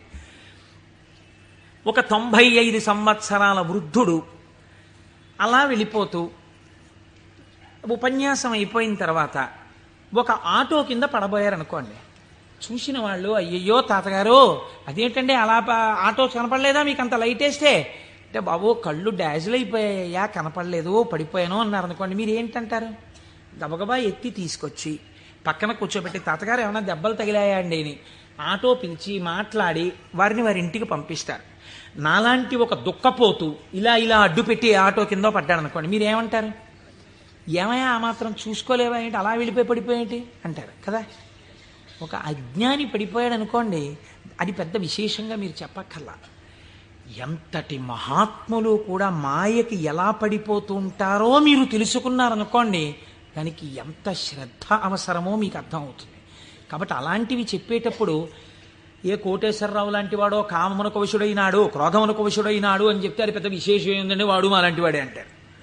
కాదు, ఒక మహాపురుషుడు అలా వశుడైనాడు అనుకోండి. అందుకే వాళ్ళు మహాత్ములు ఎవరు తమ జీవితంలో సంఘటనలు దాచరు, రాసేస్తారు. మహాత్మా గాంధీ గారు జీవితంలో ఆటోబయోగ్రఫీ రాసుకున్నప్పుడు చెప్పుకున్నారు, చంద్రశేఖర పరమాచార్య స్వామి 73వ ఏట ఇప్పటికీ నన్ను ఆశ అప్పుడప్పుడు పట్టుకునే ప్రయత్నం చేస్తూ ఉంటుందని చెప్పుకున్నారు. మహాత్ములు దాచరు. కనుక చూడండి, శివమహాపురాణం మీకు ఈ జ్ఞానాన్ని ఉపదేశించడానికి ఒక అద్భుతమైన ఘట్టాన్ని తీసుకొచ్చి బోధ చేసేటటువంటి ప్రయత్నాన్ని ప్రారంభం చేస్తోంది. ఒకానొక సమయంలో నారద మహర్షి హిమవత్ పర్వతము యొక్క క్రింది భాగమునందు గంగానది ప్రవహించేటటువంటి ప్రాంతంలో పరమశివుడు ఎక్కడ కూర్చుని తపస్సు చేశాడో అటువంటి గుహలో కూర్చుని పరబ్రహ్మమును గూర్చి తపస్సు చేశాడు. తపస్సు చేస్తున్నప్పుడు ఇంద్రుడు మన్మధుణ్ణి పిలిచి ఒక మాట చెప్పాడు. తపస్సు చేస్తున్నాడా? తపస్సు అంటే భగవంతుని యందు మనస్సు లగ్నమై ఉండాలి. అది చంచలమవుతుందా లేదా పరీక్ష చేస్తుంటారు. కనుక నువ్వు వెళ్ళి వికారములను ఇంద్రియములకు చూపించి వశుడవుతాడేమో చూడమన్నారు. అంటూ ఇంద్రుడు అన్నాడు, హిమశైల గుహాయాం హి మునిస్తపతి నారద మనసోద్దిశ్య విశ్వేశం మహాసంయమమాన్ దృఢ. అడిగోనయా, మహాసంయమవాన్, సంయమి అయినటువంటి నారద మహర్షి తపస్సు చేస్తున్నాడు. మన్మథా, నువ్వు అక్కడికెళ్ళి ప్రలోభ పెట్టి ఆయన తపస్సు భగ్నమయ్యేటట్టుగా చూడు. అగ్నియందు తప్తమైతే కదండి బంగారానికి కాంతి. పరిస్థితులను తట్టుకుని నిలబడినప్పుడు కదండి వాడు బ్రహ్మర్షి అవడం. కాబట్టి ఆ తపస్సుకి విఘ్నం పెట్టడం, ఆ తపస్సు సిద్ధించడానికి బాగా పుటం పెట్టడమే నా దృష్టిలో. ఇప్పుడు మన్మథుడు వెళ్ళాడు, ఏదో ప్రయత్నం చేశాడు, ఆయన ఏం లొంగలేదు. నారద మహర్షి యొక్క తపస్సు సఫలీకృతమైంది. ఆ తపస్సు పూర్తి చేసి ఆయన బయటికి వచ్చారు. చిత్రం చూడండి, ఇంతసేపు అన్నిటినీ విడిచిపెట్టి ఒక గుహలో కూర్చొని పరబ్రహ్మానుసంధానం చేసి గొప్ప తపస్సు చేసినటువంటి నారద మహర్షి ఎక్కడికి వెళ్ళారు? ఎవరి గురించి తపస్సు చేశారో వారిని సాకారముగా చూడ్డానికి కైలాస పర్వతానికి వెళ్ళారు. వెళ్ళి ఏమని చెప్పాలి? ఈశ్వర, మీ అనుగ్రహం నా చేత తపింపచేసి తపస్సునందు నాకు సాక్షాత్కరించి నాకు జ్ఞానభిక్ష పెట్టారని చెప్పాలి. కానీ ఆయన వెళ్ళి అన్నాడు, ఇది మాయ కమ్మడం అంటే ఎంత గమ్మత్తుగా ఉంటుందో చూడండి. ఈశ్వర, హిమవత్ పర్వత ప్రాంతంలో ఉన్నటువంటి గుహలో కూర్చుని నేను తపస్సు చేశాను. మన్మధుడు వచ్చి నా మీద బాణాలు వేసే ప్రయత్నం చేశాడు. కానీ నేను ఆ మన్మథ బాణములను లెక్క పెట్టలేదు. కామమును జయించాను అంటే ఈశ్వరుడు చేసిన పని నేను చేశానని చెప్పుకోవడం సోత్కర్ష. కాబట్టి నేను కామమును జయించాను, జయించి నేను తపస్సు యందు సిద్ధిని పొందాను అన్నాడు. అంటే శంకరుడు నవ్వాడు. ఇక్కడ మీరు శివుడు చెప్పిన మాటని చాలా గట్టిగా పట్టుకోవాలి. ఆయన అన్నాడు, బాగుందయ్యా, చాలా చక్కటి మాట చెప్పావు, చాలా సంతోషం. కాముణ్ణి జయించావా? మాటలా కాముణ్ణి జయించడం అంటే జయించిన వాడికి తెలుస్తుంది, అందుకు కదా నాకు వచ్చి చెప్పావు. నేను సంతోషించాను. కానీ నారదా, నీకొక్కటి చెప్తాను, గుర్తుపెట్టుకో. అయిననొక మాట చెప్పెదా, మానసమున నుంపు దీని మరువకుమెప్పుడున్ మౌనీంద్ర వైకుంఠునితో నుడువకు నీ తపంబు తోరపు సిద్ధిన్. నాకు చెప్పావు కదా నేను కాముణ్ణి గెలిచానని. నీకు అలవాటు కదా, వైకుంఠానికి కూడా వెళ్ళి నారాయణ దర్శనం చేస్తావు. ఉన్నది ఒక్కటే పరబ్రహ్మమైన అన్ని రూపాలుగా చూడడంలో నీకు ఆనందం. అక్కడ మాత్రం ఇలా చెప్పకే, నా దగ్గర చెప్తే చెప్పావు అన్నాడు. ఏదో ఇలాగే చెప్తాడు ఈ పెద్ద ఆయన, ఏడు పెద్ద పట్టించుకునేది అనుకున్నాడు. గురువుల మాట తిరస్కరించడం అంటే ఇదే. అనుష్ఠానములోకి రాని విద్య, అది శ్రవణమునకు పనికొస్తుంది అంతే. సినిమా కథలా ఎందుకది? అనుష్ఠానంలో పెట్టినప్పుడు ఎందుకు ఇంకా వేదాంత విద్య? ఇప్పుడు ఆయన బయలుదేరి ఎవరి దగ్గరికి వెళ్ళాడు? ఈయన దగ్గర నుంచి ఆయన దగ్గరికి వెళ్ళేటప్పుడు మధ్యలో తండ్రి గారు సృష్టికర్త దగ్గరికి వెళ్ళాడు. ఎవరు అసలు కాముణ్ణి గెలిచాడో ఆయన దగ్గరికి వెళ్ళి నీతో నేను ఈక్వల్ స్టేటస్ పొందానని చెప్పడం సంతోషం. అందులో ముందు శివుడి దగ్గరికి వెళ్ళాడు, తర్వాత నాన్నగారికి చెప్దాను లేని తండ్రి గారి దగ్గరికి వెళ్ళాడు. ఈ మాట నువ్వు శ్రీమన్నారాయణుడికి చెప్పకేం వైకుంఠంలో అన్నదాన్ని అసలు లక్ష్యమే పెట్టలేదు. అందుకని బ్రహ్మగారి దగ్గరికి వెళ్ళి ఈ మాట అడగలేదు. ఎందుకండి శివుడు ఇలా అన్నాడు అని అడగలేదు. అడగకుండా వెళ్ళి మళ్ళీ ఇదే చెప్పాడు బ్రహ్మగారి దగ్గర. నాన్నగారు నేను తపస్సు చేశానండి, మన్మధుడు వచ్చి బాణాలు వేశాడండి, అయినా నేను చెల్లించలేదండి, కాముణ్ణి గెలిచాను, తపస్సు యందు సిద్ధిని పొందాను అన్నాడు. అంటే బ్రహ్మగారు అన్నాడు, ఊరే నాన్న అలా అనకూడదురా, నేను నీకో మాట చెప్తాను విను. మున్నట శంకరుండు తపముల్ ఒనరించుచున్న మన్మధుండన్నిటలాక్షు గెల్వచని అంతము చెందే తదీయదేవి ఆ పన్నగ భూషణం కొలిచి భర్తననుంగునిగాగనుందే ఆ పుణ్యపు భూమి శాంకర విభూతి జయించితి నీవు కాముని.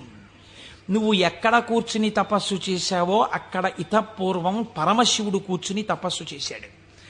అక్కడికి మన్మధుడు వస్తే ఆయన తన మూడవ కంటి మంట చేత మన్మధుణ్ణి కాల్చేశాడు.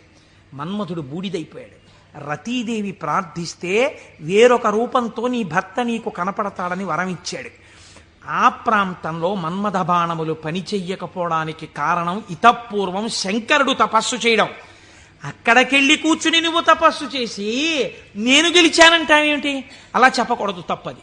అందుకని నేను కాముణ్ణి గెలిచాననుకో, నువ్వు కాముణ్ణి గెలవడానికి కారణము ఇతపూర్వము ఈశ్వరుడు అక్కడ తపించుట. అది శివప్రజ్ఞ, నీ ప్రజ్ఞ కాదు, నువ్వు అలా అనకు అన్నాడు.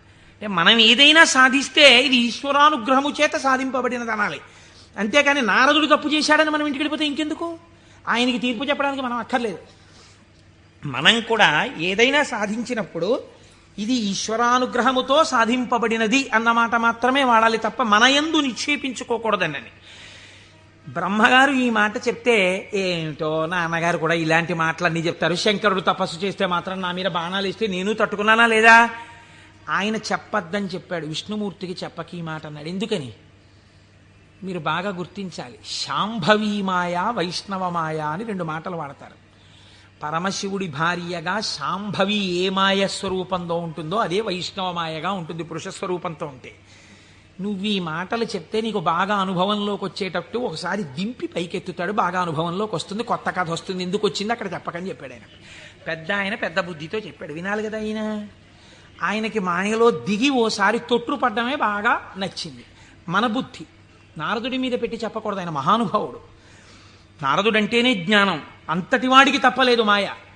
ఇప్పుడు ఆయన వైకుంఠానికి వెళ్ళాడు. వైకుంఠానికి వెళ్ళి గబగబా ఎదురొచ్చి, ఏమిటి నారదా ఈ మధ్య కనపట్టలేదు అని ఎదురొచ్చాడు నారాయణుడు. ఎదురొస్తే ఏం చెప్పమంటారు స్వామి, నేను తపస్సు చేశాను, మన్మధుడొచ్చి నా మీద బాణాలు వేశాడు, నేను చెల్లించలేదు, నేను తపస్సునందు సిద్ధి పొందానన్నాడు. అయిపోయింది, చెప్పద్దన్న చోట చెప్పేశాడు. అనకరా అన్న మాట అనేశాడు. ఏమొచ్చింది ఇప్పుడు దానివల్ల? నేను వెంకటాచలంలో దర్శనం 3 మాటలు చేశానండి. ఈ లైన్లోంచి వెళ్తున్నప్పుడు బయటికి వచ్చేసే లైన్లోంచి లోపలికి పంపించే లైన్లోకి దూరిపోయి 2 మాటలు దర్శనం చేసుకున్నాను అన్నారు అనుకోండి. అది పాపమా పుణ్యమా మీరు ఆలోచించండి. ఈశ్వరుణ్ణి దొంగచాటుగా మీకు ఆ టిక్కెట్టు మీద ఒక్కసారి చూసిరా, మీకు ఎంత దర్శనం లభ్యమైతే కోట్ల జన్మలు తపించిన వాళ్ళకి దొరకని ఈశ్వరుడు నాకు ఈ మాత్రం లభించాడని సంతోషంగా బయటకు వస్తే కృతార్థత. దొంగతనంగా దూరిపోయి 2వ మాట వెళ్ళొస్తే నాకు మీకు తెలియదేమో, ఈశ్వరుడికి తెలియదండి, వెంకటేశ్వరుడికి. అంటే దొంగతనంగా 2వ మాట వచ్చావా నన్ను చూడ్డానికి అని దానికి తగిన ఫలితం ఆయన ఇస్తే ఏమవుతావు? ఎందుకు వచ్చినల్లది? ఇవే అక్కర్లేని పనులు, చెయ్యొద్దన్న పనులు చేయడం అంటే ఇలాగే ఉంటాయి. కాబట్టి ఆయనకి చెప్తే ఆయన వెంటనే అన్నాడు, అబ్బబ్బబ్బ ఎంత గొప్ప పనో, ఏది మళ్ళీ చెప్పు. నేనండి తపస్సు చేసి మన్మథ బాణాలు పడితే లొంగకుండా సిద్ధి పొందాను. అబ్బా ఎంత గొప్ప విషయమయ్యా నారదా, ఎంత సంతోషంగా ఉందో నాకు. ఎవరు చేయగలరాయా ఈ పని? శివుడు చేశాడు, నువ్వు చేశావు. ఆయనకి అర్థమైపోయింది. ఓహో, అంటే ఇప్పుడు ఈయనకి బాగా పుటం పెట్టి జ్ఞానము లోపల నిలబడేటట్టుగా చెయ్యవలసిన అవసరం ఏర్పడింది. అంతేకాని ఆయన్ని చిన్నబుచ్చడం కాదు, తొట్టుపడకుండా నిలబెట్టాలి మనం అయితే ఇప్పుడు. కాబట్టి చాలా సంతోషమోయ్ అని కౌగిలించుకుని వెళ్ళిరా అన్నాడు. ఇప్పుడు మాయ ప్రారంభం అయిపోయినట్టే కదండి, అది నడిపిస్తుంది ఎటు వెళ్ళాలో. ఈయన బయలుదేరి వెడుతున్నాడు. వెడుతూ వెడుతూ ఒక రాజ్యంలోకి వెళ్ళాడు. ఆ రాజ్యాన్ని పరిపాలించేటటువంటి రాజు పేరు శీలనిధి, ఆయన కుమార్తె పేరు శ్రీమతి. వెళ్ళి ఆ శీలనిధి అనబడేటటువంటి రాజు యొక్క అంతఃపురంలోకి వెళ్ళాడు. మహానుభావుడు నారదుడు వచ్చాడన్నాడు, స్వాగతం చెప్పారు, పాదములు కడిగారు, తీసుకొచ్చారు, కూర్చోపెట్టారు. వాళ్ళ అమ్మాయిని తీసుకొచ్చారు. అమ్మాయినికి నమస్కారం చెయ్యమ్మా అన్నారు. ఆ పిల్ల నమస్కారం చేసింది. మా పిల్లకి ఎటువంటి వరుడు వస్తాడో చెప్పండి అన్నారు. ఆ పిల్ల యొక్క చెయ్యి చూసి త్రికాలవేది నారదుడంటే తెలియందేముందండి. ఆయన అన్నాడు, లక్ష్మీదేవికి భర్త ఎవడో, ఎవడు సర్వవ్యాపకుడో, ఎవడు నిరంతరము లోకము చేత పూజింపబడుతుంటాడో, ఎవడు మహానుభావుడో అటువంటి శ్రీ మహావిష్ణువుకు ఈమె ఇల్లాలవుతుంది అన్నాడు. అక్కడి వరకు బాగా చెప్పాడు. కానీ ఆమెని చూడగానే కామాన్ని కదా గెలిచానన్నాడు. ఈవిడ నా ఇల్లాలైతే ఎంత బాగున్నో అనిపించింది. కానీ ఆవిడ జాతకంలో ఏముంది? శ్రీ మహావిష్ణువు భర్త అవుతారని ఉంది. ఈ అమ్మాయికి పెళ్లి ఎలా చేద్దాం అనుకుంటున్నావు అని అడిగాడు. రేపు స్వయంవరం పెట్టామండి, స్వయంవరంలో ఈమె వరమాల వేస్తుంది అంటే విష్ణువు సాకారుడై వస్తాడు ఈ సభలోకి. ఇప్పుడు మళ్ళీ వెనక్కి తిరిగి వైకుంఠానికి వెళ్ళాడు. వెళ్ళి, అయ్యా ఎవరికైనా చెప్పుకుంటే కొంచెం సిగ్గుచేటుగా ఉంటుంది, నా మనస్సు ఆ శ్రీమతిని పెళ్లి చేసుకోవాలి అని ఉవ్విళ్ళు ఉరిపోతోంది, ఆమె నాకు దక్కకపోతే మన్మథబాణముల చేత చచ్చిపోతాను. ఎవరండి ఇంతకు ముందు వచ్చి చెప్పినప్పుడు ఏం చెప్పాడు? మన్మథబాణములను గెలిచి తపస్సునందు సిద్ధి పొందానని చెప్పినవాడు వెనక్కి తిరిగి వెంటనే వచ్చి చెప్తున్నాడు ఇది మాయా అంటే. చూడండి, ఆమె నా ఇల్లాలు కాకపోతే నేను మన్మథబాణములకు చచ్చిపోతాను. నన్ను బతికించవయ్యా, నేను బతకాలంటే నీ రూపం నాకు రావాలి, నీ రూపం నాకు వస్తే ఆమె నా మెళ్ళలో మాల వేస్తుంది, అప్పుడు పెళ్లి చేసుకుంటాను, అందుకని నీ రూపం నాకు ఇవ్వా అని అడిగాడు. అడిగితే ఆయన మహానుభావుడు శ్రీ మహావిష్ణువు, ఆయన ఎంత చమత్కారం చేశాడో చూడండి. హరియొసగెన్మునిక మనోహరమగు తన మేని రూపు నర్రు వరుకు బైహరి శిరసున్ కూరిచే, ఇది అరయక ముని కూరుచుండె అచట మురియుచున్. హరి శరీరాన్ని ఇచ్చాడు, హరి శిరస్సుని ఇచ్చాడు. హరి అంటే రెండు అర్థాలు. హరి అంటే పాపములను హరించే శ్రీ మహావిష్ణువు, హరి అంటే కోతి. హరి శరీరాన్ని కింద వరకు ఇచ్చాడు, కోతి తలకాయని పైనిచ్చాడు. నువ్వు హరి రూపాన్ని కదా అడిగావు, హరి రూపాన్ని ఇచ్చానన్నాడు. మాట తప్పనట్టు. ఆయన ఎంత తెలివైనవాడో చూడండి. ఈయనకేం కనపడుతుంది, ఇలా చూసుకున్నాడు. శ్రీ మహావిష్ణువు చేతులు, శ్రీ మహావిష్ణువు రంగు, శ్రీ మహావిష్ణువు కౌస్తుభం, ఆ వనమాల, ఆ పట్టుపంచ, ఆ కుర్చీళ్ళు అన్ని శ్రీ మహావిష్ణువు. తన ముఖం తనకు కనపడదుగా. అద్దంలో చూసుకోవడానికి శ్రీమతి దగ్గరికి వెళ్ళిపోవాలి ముందు, స్వయంవరం అయిపోతే. అందుకని గబగబా వెళ్ళిపోయాడు. వెళ్ళిపోయి ఆ స్వయంవరంలో ఒక ఆసనం మీద కూర్చున్నాడు. ఇద్దరు రుద్రపార్షదులు అటు ఇటు కూర్చున్నారు. వాళ్ళు అన్నారు, వీడెవడరా శ్రీ మహావిష్ణువులా పంచకట్టుకున్నాడు, మాలలు వేసుకున్నాడు, ఇటు ఆ కౌస్తుభం పెట్టుకున్నట్టు అలా పెట్టుకున్నాడు, ఆ వనమాల వేసుకున్నట్టు వేసుకున్నాడు, పైన కోతి మొహం, వీడిని ఎవరు పెళ్లి చేసి ఎలా శ్రీమతి మాల వేస్తుంది, ఇటు ఇలా వచ్చాడేమిటి అంటున్నారు. ఆయనకి ఎంతసేపు యావని వినిపిస్తోందంటే నా మెళ్ళో మాల వేసేస్తుందని కుళ్ళిపోయి వీళ్ళు ఇలా అనుకుంటున్నాడు. ఆ శ్రీమతి దండ పట్టుకుని దగ్గరికి వచ్చింది. తీరా దండ పట్టుకుని దగ్గరికి వచ్చేటప్పటికి కాళిదాస మహాకవి వర్ణిస్తారులేండి. ఆ ఇందుమతీదేవి దండ పట్టుకుని ఎవరి దగ్గరికి వెడితే వాళ్ళకి పగటిపూటలా అనిపించింది. ఎందుకంటే ఆవిడ యొక్క వెలుతురులో వాళ్ళు ప్రకాశించారు. ఆ తర్వాత కొంచెం ముందుకెళ్ళేటప్పటికి ఆవిడ వెళ్ళిపోయింది, వీళ్ళు చీకట్లో ఉండిపోయేవారు. నాకు కొన్ని ఆశ్చర్యంగా ఉంటాయి. నేను ఇంట్లోకి వెళ్ళేటప్పటికి కరెంటు పై చీకటిగా ఉంది. మా అమ్మాయి ఒక ఛార్జింగ్ లైట్ పట్టుకుని వచ్చి ఆ వెలుతురులో, నాన్నగారండి మిమ్మల్ని నేను వెలుతురులోకి తీసుకొస్తున్నాను అంది. చాలా గొప్ప మాట అమ్మా అన్నాను. అంటే ద్వంద్వార్థములతో మాట్లాడింది. చాలా సంతోషం తల్లి, పోన్లే నా కూతురి చేత నేను వెలుగులోకి వచ్చినా చాలా గొప్పవాడినే కదా. అందుచేత ఆయన అలా ఆ శ్రీమతి దగ్గరికి వచ్చింది. దగ్గరకు వస్తే నాకే మాల వేస్తుంది అని సంతోషపడిపోయాడు ఆయన. ఆ పాపం నా శిరస్సు అందదేమో అని కొంచెం వంచాడు. ఆవిడ ఇలా చూసి భృకుటి ముకులించి, ఏమిటి కోతి శిరస్సు ఏమిటి, రూపం ఏమిటి అనుకుని వెళ్ళిపోయాడు. ఈలోగా రావలసిన శ్రీహరి రాజకుమారుడి వేషంలో వచ్చాడు. ఆవిడ గుర్తుపట్టింది, మాల తీసుకెళ్లి శ్రీమన్నారాయణుడి మెడలో వేసేసింది. ఈవిడ్ని తీసుకుని ఆయన చక్కబోయాడు వైకుంఠానికి. ఈయనకి ఎక్కడ లేని బాధ కలిగింది. ఈలోగా పక్కనున్న రుద్రపార్షదులు ఇద్దరు అన్నారు, ఏమయ్యా నీకు ముందే చెప్పాం, కోతి మొహం వేసుకుని సభలోకి వచ్చావేమిటయ్యా అని నిన్నెవరు పెళ్లి చేసుకుంటారనుకున్నావయ్యా అన్నారు. అనేటప్పటికీ వాళ్ళిద్దరికీ కూడా మీరు రాక్షసయోనుల యందు జన్మించెదరుగాక అని చెప్పించాడు. తప్పెవరిది? ఒప్పు చెప్పిన వాళ్ళెవరు? ఒప్పు చెప్పిన వాడికి తపఫలితంతో శాపం ఇచ్చాడు. మాయా ప్రభావము కామక్రోధముల యందు ఎలా తిప్పుతుందో చూడండి. శపిస్తే వాళ్ళెటువంటి స్థితిలో ఉన్నారు? ఇదంతా శివేచ్ఛ అని వాళ్ళు నమ్మారు. ఇది పరమభక్తి. వాళ్ళకి ఆ కష్టమే వచ్చినా ఇది కూడా ఈశ్వర శాసనమే అనుకున్నారు. వాళ్ళుట వారులు జ్ఞానధనము చేకూరిన వారౌటమదిని కుందకయే శివేచ్ఛారీతి నడచునని అన్నారదునిన్ దూరరైరి నడచి రెచటికో. వాళ్ళు ఇదేమిటయా మమ్మల్ని ఇలా శపించావు, నువ్వు కోతి మొహం పెట్టుకుని వచ్చి అని చెప్పి తిరిగి శపించకుండా ఇది కూడా శివేచ్ఛే అని వాళ్ళు వెళ్ళిపోయారు. వాళ్ళు మహాజ్ఞానులు. ఇప్పుడు ఈయన గబగబా మళ్ళీ వైకుంఠానికి వెళ్ళాడు. వైకుంఠానికి వెళ్ళి ఎంత పనిచేశావయా శ్రీమన్నారాయణ, నీ రూపం నాకు ఇమ్మని అడిగాను, హరి రూపం ఇమ్మని అడిగితే హరి రూపం హరి శిరస్సు కోతి శిరస్సు పెట్టావు. దానివల్ల శ్రీమతిని నువ్వు పెళ్లి చేసుకున్నావు, నాకు కాకుండా చేశావు. నన్ను ఎంత అవమానాలు పాలు చేశావు. ఇది రేపు పొద్దున శివపురాణంలోకి ఎక్కేస్తుంది. ఓ చేతకాని కోటేశ్వరరావు చెప్పడం మొదలెట్టేస్తాడు. నా బతుకు బజార్లో పెట్టేశావు నిన్ను వచ్చి అడిగినందుకు. ఎంత రహస్యంగా అడిగాను, దానికి ఎంత కథ సృష్టించావు. చూడు నా కడుపు ఎంత మండిపోతుందో. మరియున్ వానర ముఖమును సరియని నాకిచ్చినట్టి చందమునకు వానరులే శరణం బౌదురు నరుడవు నీ వగుచు వగగ నంగల అవని. నీవు ఒకానొక నాడు నరుడవై పుట్టి అందచందాలు కలిగిన భార్య దూరమైపోతే అరణ్యంలో పడి ఏడిస్తే ఈ కోతి ముఖం ఉన్న వాళ్లే వచ్చి సహాయం చేసి నీ భార్యతో నిన్ను కలుపుతారు, నిన్ను శపిస్తున్నానన్నాడు. మహానుభావుడు కనుక శ్రీమన్నారాయణుడు దాన్ని కూడా లోకానికి ధర్మ మార్గం నేర్పడానికి రామావతారమునందు సీతావియోగంగా తీసుకున్నారు. ఇప్పుడు ఈ శాపవచనాన్ని కూడా విడిచిపెట్టేశాడు. ఇద్దరిని శపించేశాడు, భగవంతుణ్ణే శపించాడు, రుద్రపార్షదుల్ని శపించాడు, కామమునకు వశుడయ్యాడు. ఇప్పుడు స్వస్థత కలిగింది. ఏమిటి నేను పొందింది అనుకున్నాడు. చిచ్చి చిచ్చి, ఎక్కడి నా జన్మ, ఎక్కడి తపస్సు, ఎక్కడి మహతి.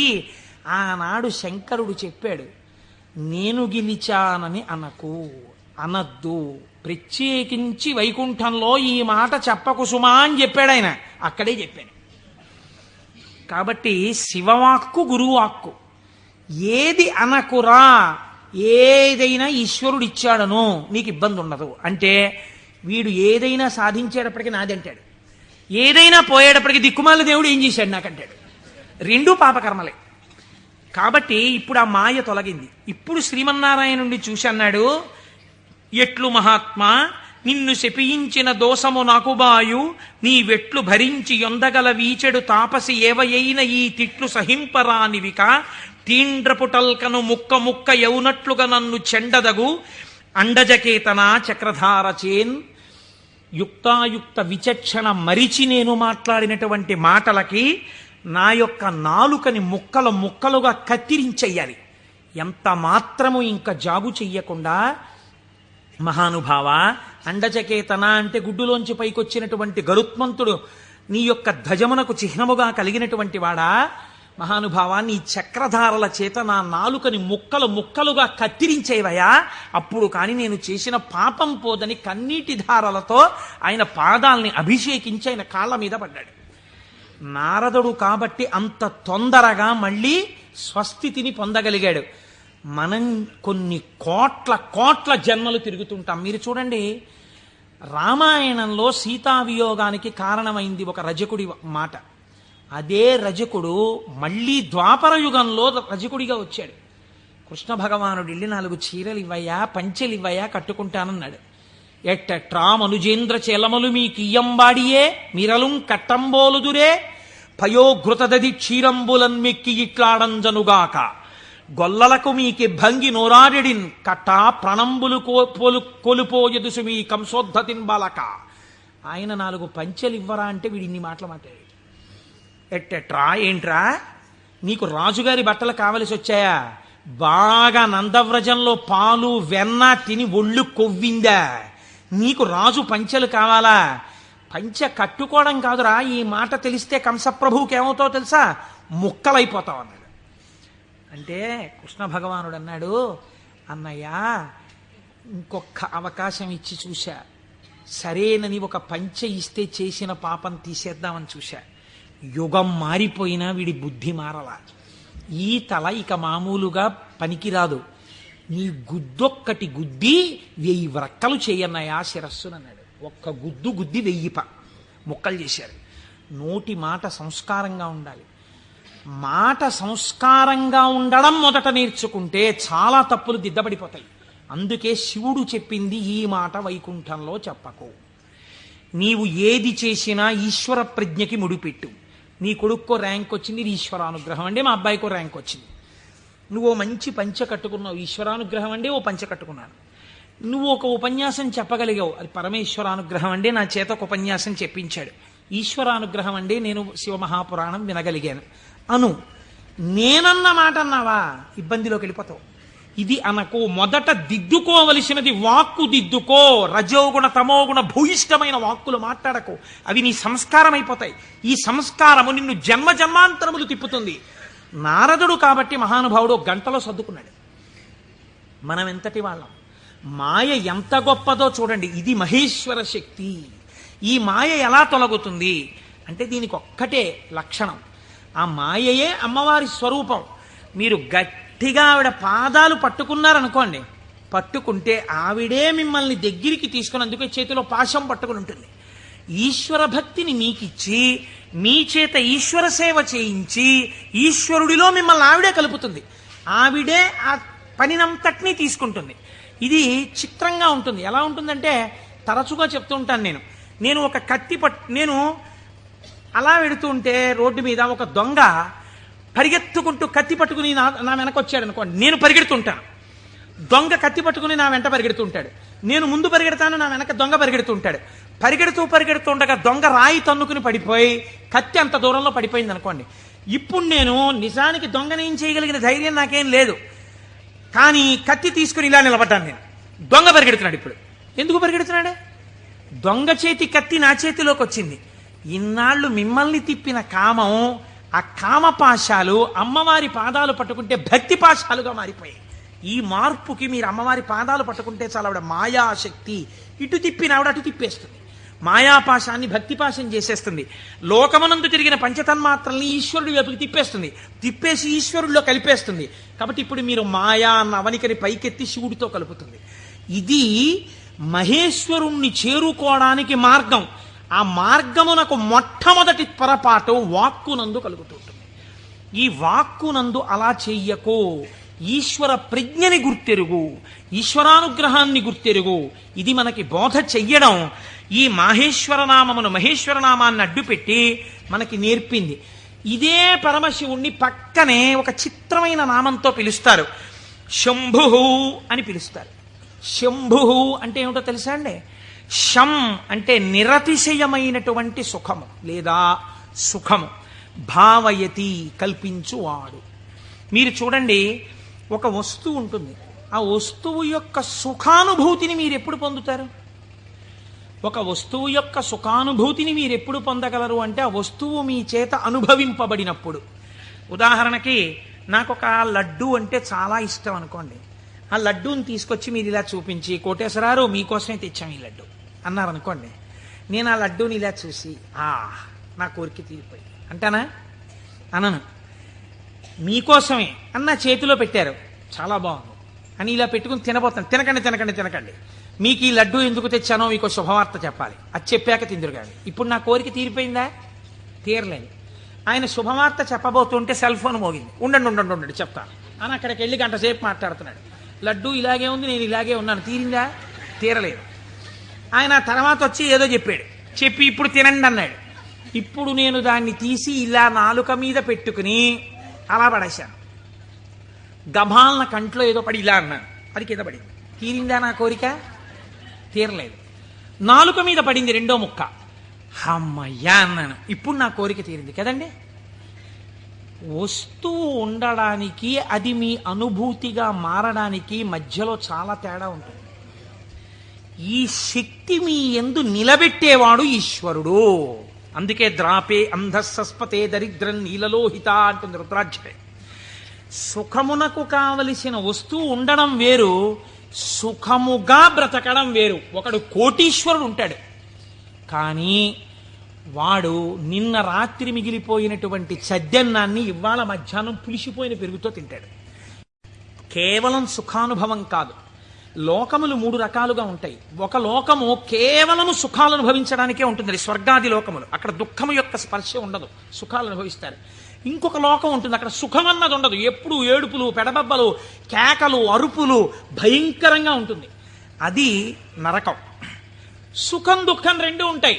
ఓ రోజున తప్పట్లు కొట్టేస్తూ పొంగిపోతూ నేనే అంటుంటాడు, ఇంకో రోజున కుమిలిపోతూ ఏడుస్తూ ఉంటాడు. అదే భూలోకం. ఇక్కడ కొన్నాళ్ళు సుఖం, కొన్నాళ్ళు దుఃఖం. పొద్దున్న 10ంటికి సంతోషంగా ఉంటాడు, సాయంకాలం 4ంటికి ఏడుస్తూ ఉంటాడు. సుఖం దుఃఖం 2 అనుభవిస్తూ ఉంటాడు. సుఖ దుఃఖములు 2 ఉన్న భూలోకమునందు మీరున్నారు. ఇక్కడి నుంచి బాగా గుర్తుపెట్టుకోండి, మీకు 2 మార్గాలు ఉన్నాయి. ఒకటి, పూర్ణ దుఃఖమును కలిగిన లోకంలో కన్నా వెళ్ళొచ్చు, పూర్తి సుఖం కలిగిన లోకంలో కన్నా వెళ్ళొచ్చు. సుఖ దుఃఖాలు కలిగిన లోకంలోకి ఇంకా మీకు టికెట్ లేదు. అంటే మళ్ళీ ఎందుకండి ఇందులోకి? కాబట్టి ఒంటి మీద కొరడాలతో కొట్టేస్తూ, మరిగిపోయిన నూనెలో ముంచేస్తూ, ఏదో చీవు నెత్తురు నదుల్లో ముంచేస్తూ అది కావాలా? హాయిగా సంతోషంగా పెద్దలతో కూర్చుని ఏదో ఆనందంగా ఉండడం, అమృతం తాగడం, ఇలాంటివి కావాలా? అంటే లౌకికంగా కోరుకుంటే పోనీ స్వర్గం కోరుకోండి. నరకానికి ఎడదాం అనుకోకూడదంటే మీకు ఒక లక్షణం ఉండాలి. వెంటనే మీకోటి కావాలి. ఏమిటి కావాలి? పాపము చేయకుండా ఉండుట. పాపం చేస్తే కదా నరకం. కాబట్టి పాపం చెయ్యకూడదు. ఇది సంభావయతి, మంచి భావములను ఇచ్చుట. ఇది ఎలా వస్తుంది అన్నారు శాస్త్రంలో. ఇది ఎలా కలుగుతుందండి అన్నారు. దీనికి ఒక ప్రతిబంధకం ఉందండి. అంత తేలిక కాదు. శివమహాపురాణం మీ జీవితాన్ని కరెక్ట్ చేస్తుంది. మీరు చూడండి, ఒక తేలిక మాట, ఒక వెలితి మాట ఒకటి మనం మాట్లాడతాం. కోటేశ్వరారు చతుర్ముఖ బ్రహ్మగారు మేము లలాటం మీద రాసేసాడండి, రామాయణం చెప్పు, భాగవతం చెప్పు, శివపురాణం చెప్పని చెప్పేస్తారు మీరు. మా లలాటం మీద రాసేశాడు, చీకటి పడేటప్పటికీ మాకు ఎటో లాగేస్తుంది మనస్సు వెళ్ళిపోమ్మని, అందుకని మేము రామ్ పురాణానికి అంటాడు ఒకడు. అది తప్పు. అలా ఉండమని చెప్పలేదు శాస్త్రం. తిలకధారణము అన్న మాట ఎందుకు ఇచ్చారో తెలుసా అండి? మీ యొక్క ఆలోచన సరళిని మార్చుకొని గత జన్మలుగా తరువుకొస్తున్న వాసనలని జయించడానికి, మీకు పార్వతీ పరమేశ్వరుల అనుగ్రహం కలగడానికే మీరు విభూతి తీసుకుని లలాటమునందు పెట్టుకుని బొట్టు తీసుకుని ఆజ్ఞాచక్రం మీద పెట్టుకుంటారు. ఇప్పుడు పార్వతీ పరమేశ్వరుడు మీ లలాటమునందు వసించి ఉన్నారు. దీనివల్ల ఏం జరుగుతుంది అంటే, లలాట లిఖితారేఖ పరిమాస్త్రం నశక్యతే, ఇది కదా సామాన్య సిద్ధాంతం. బ్రహ్మగారు రాసిన రాత మారదు.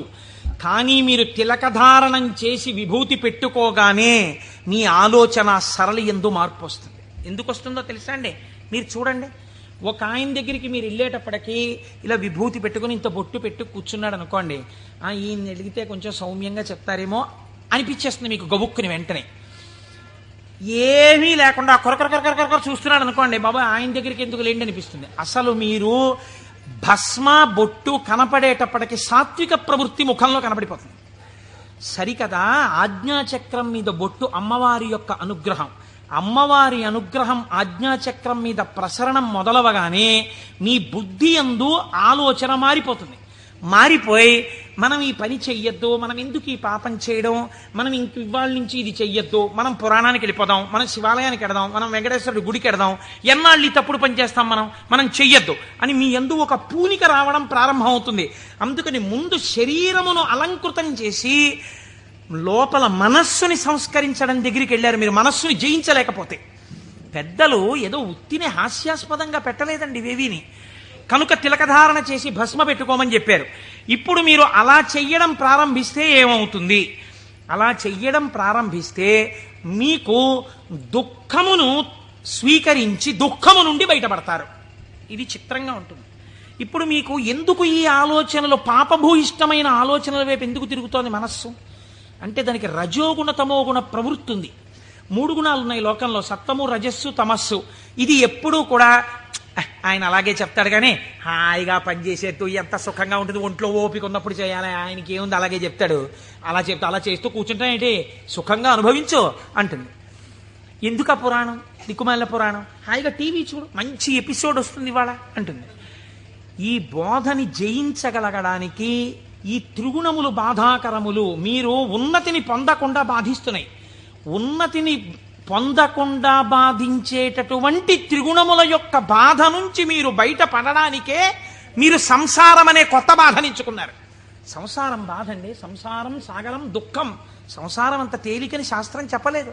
అందులో తరించడానికి చాలా కష్టం, దాని మార్గం తెలియాలి. మరి బాధపోవడానికి బాధలోకి ఎందుకండి, మళ్ళీ బాధపోవడానికి సుఖంలోకి వెళ్ళాలి. బాధపోవడానికి బాధలోకి వెళ్ళమంటున్నారు ఏమిటి మీరు అంటే, నేను మళ్ళీ ఒక ఉపమానం చెప్తాను మీకు కడుపు నొప్పిగా ఉంది, అజీర్తి చేసింది. అజీర్తి చేసి కడుపు నొప్పిగా ఉండడం బాధ. ఈ బాధ పోవడానికి మీరు ఇంకో బాధ స్వీకరించారు. ఏమిటది? ఆమదం తాగడం. ఆమదం తాగడం సంతోషంగా ఉంటుంది ఏంటి ఎవరికన్నా? ఆమదం తాగడం బాధే. కానీ మరి బాధతో కూడినటువంటి ఆమదము త్రాగుట అన్నది ఎందుకు చేశారు? కడుపు నొప్పి అజీర్తి అన్న బాధ నుంచి విముక్తమగుట కొరకు. సత్వరజస్తమో గుణములన్న 3 గుణముల నుంచి బయట పడడానికే సంసారములోకి ప్రవేశించి సుఖములు అనుభవించి, ఈ సుఖములు సుఖములా అన్న ప్రశ్న వేసుకుని, ఈ సుఖములు కావు, నిజమైన సుఖము ఈశ్వరుడే అన్న లక్షణాన్ని ఏర్పరచుకుని వైరాగ్య సంపత్తిని పెంపొందించుకోవడం, దాని వలన ఇంకా ఇంద్రియములు మనస్సు చెలించని స్థితికి పెడతాడు. ఇంద్రియాల్ని గెలవడం కాదు, మనస్సు కదలని స్థితికి పూర్ణ వైరాగ్యం అని పేరు. మీరు చూడండి, గాలి వెళ్ళిపోతూ మల్లెపూల మీద గెడుతుంది. నేను మల్లెపూల మించి వస్తున్నానని పొంగిపోదు. అశుద్ధం మీద గెడుతుంది. చిచి నేను అశుద్ధం మీదకి వెళ్ళానని బాధపడదు. దేని మించి వెళ్ళినా గాలి గాలిగానే ఉంటుంది, దానికేం బాధ లేదు. అలాగే పూర్ణ వైరాగ్యం పొందినవాడు ఇదంతా ఈశ్వర లీల అంటాడు. కానీ ఈ మాట అనడం చాలా కష్టం. అంత వైరాగ్యం రావడం కూడా ఈశ్వరానుగ్రహం. ఈ వైరాగ్య సంపత్తి చేత శాశ్వత సుఖస్థానమైన ఈశ్వరుడు ఎందుకు కలిసిపోతాడు. అప్పుడు వాడికి ఇంకా ఊర్ధ్వలోకం లేదు, అధోలోకం లేదు, పైన స్వర్గం లేదు, కింద నరకం లేదు. ఇక మళ్ళీ పుట్టవలసిన అవసరం లేని మోక్ష స్థితిని పొందుతాడు. ఇలా పొందడానికి శంభు అనుసంధానం చేసుకుంటూ ఉండాలి.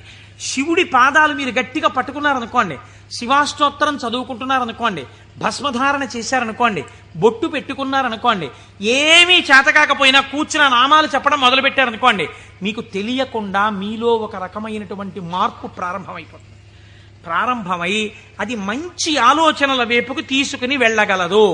ఇలా తీసుకుని వెళ్ళవలసిన అవసరము ఎందువలన కలిగింది అంటే, పూర్వకాలంలో పూర్వయుగమైనటువంటి ద్వాపర యుగం వరకు కూడా ఒక లక్షణం ఉండేది.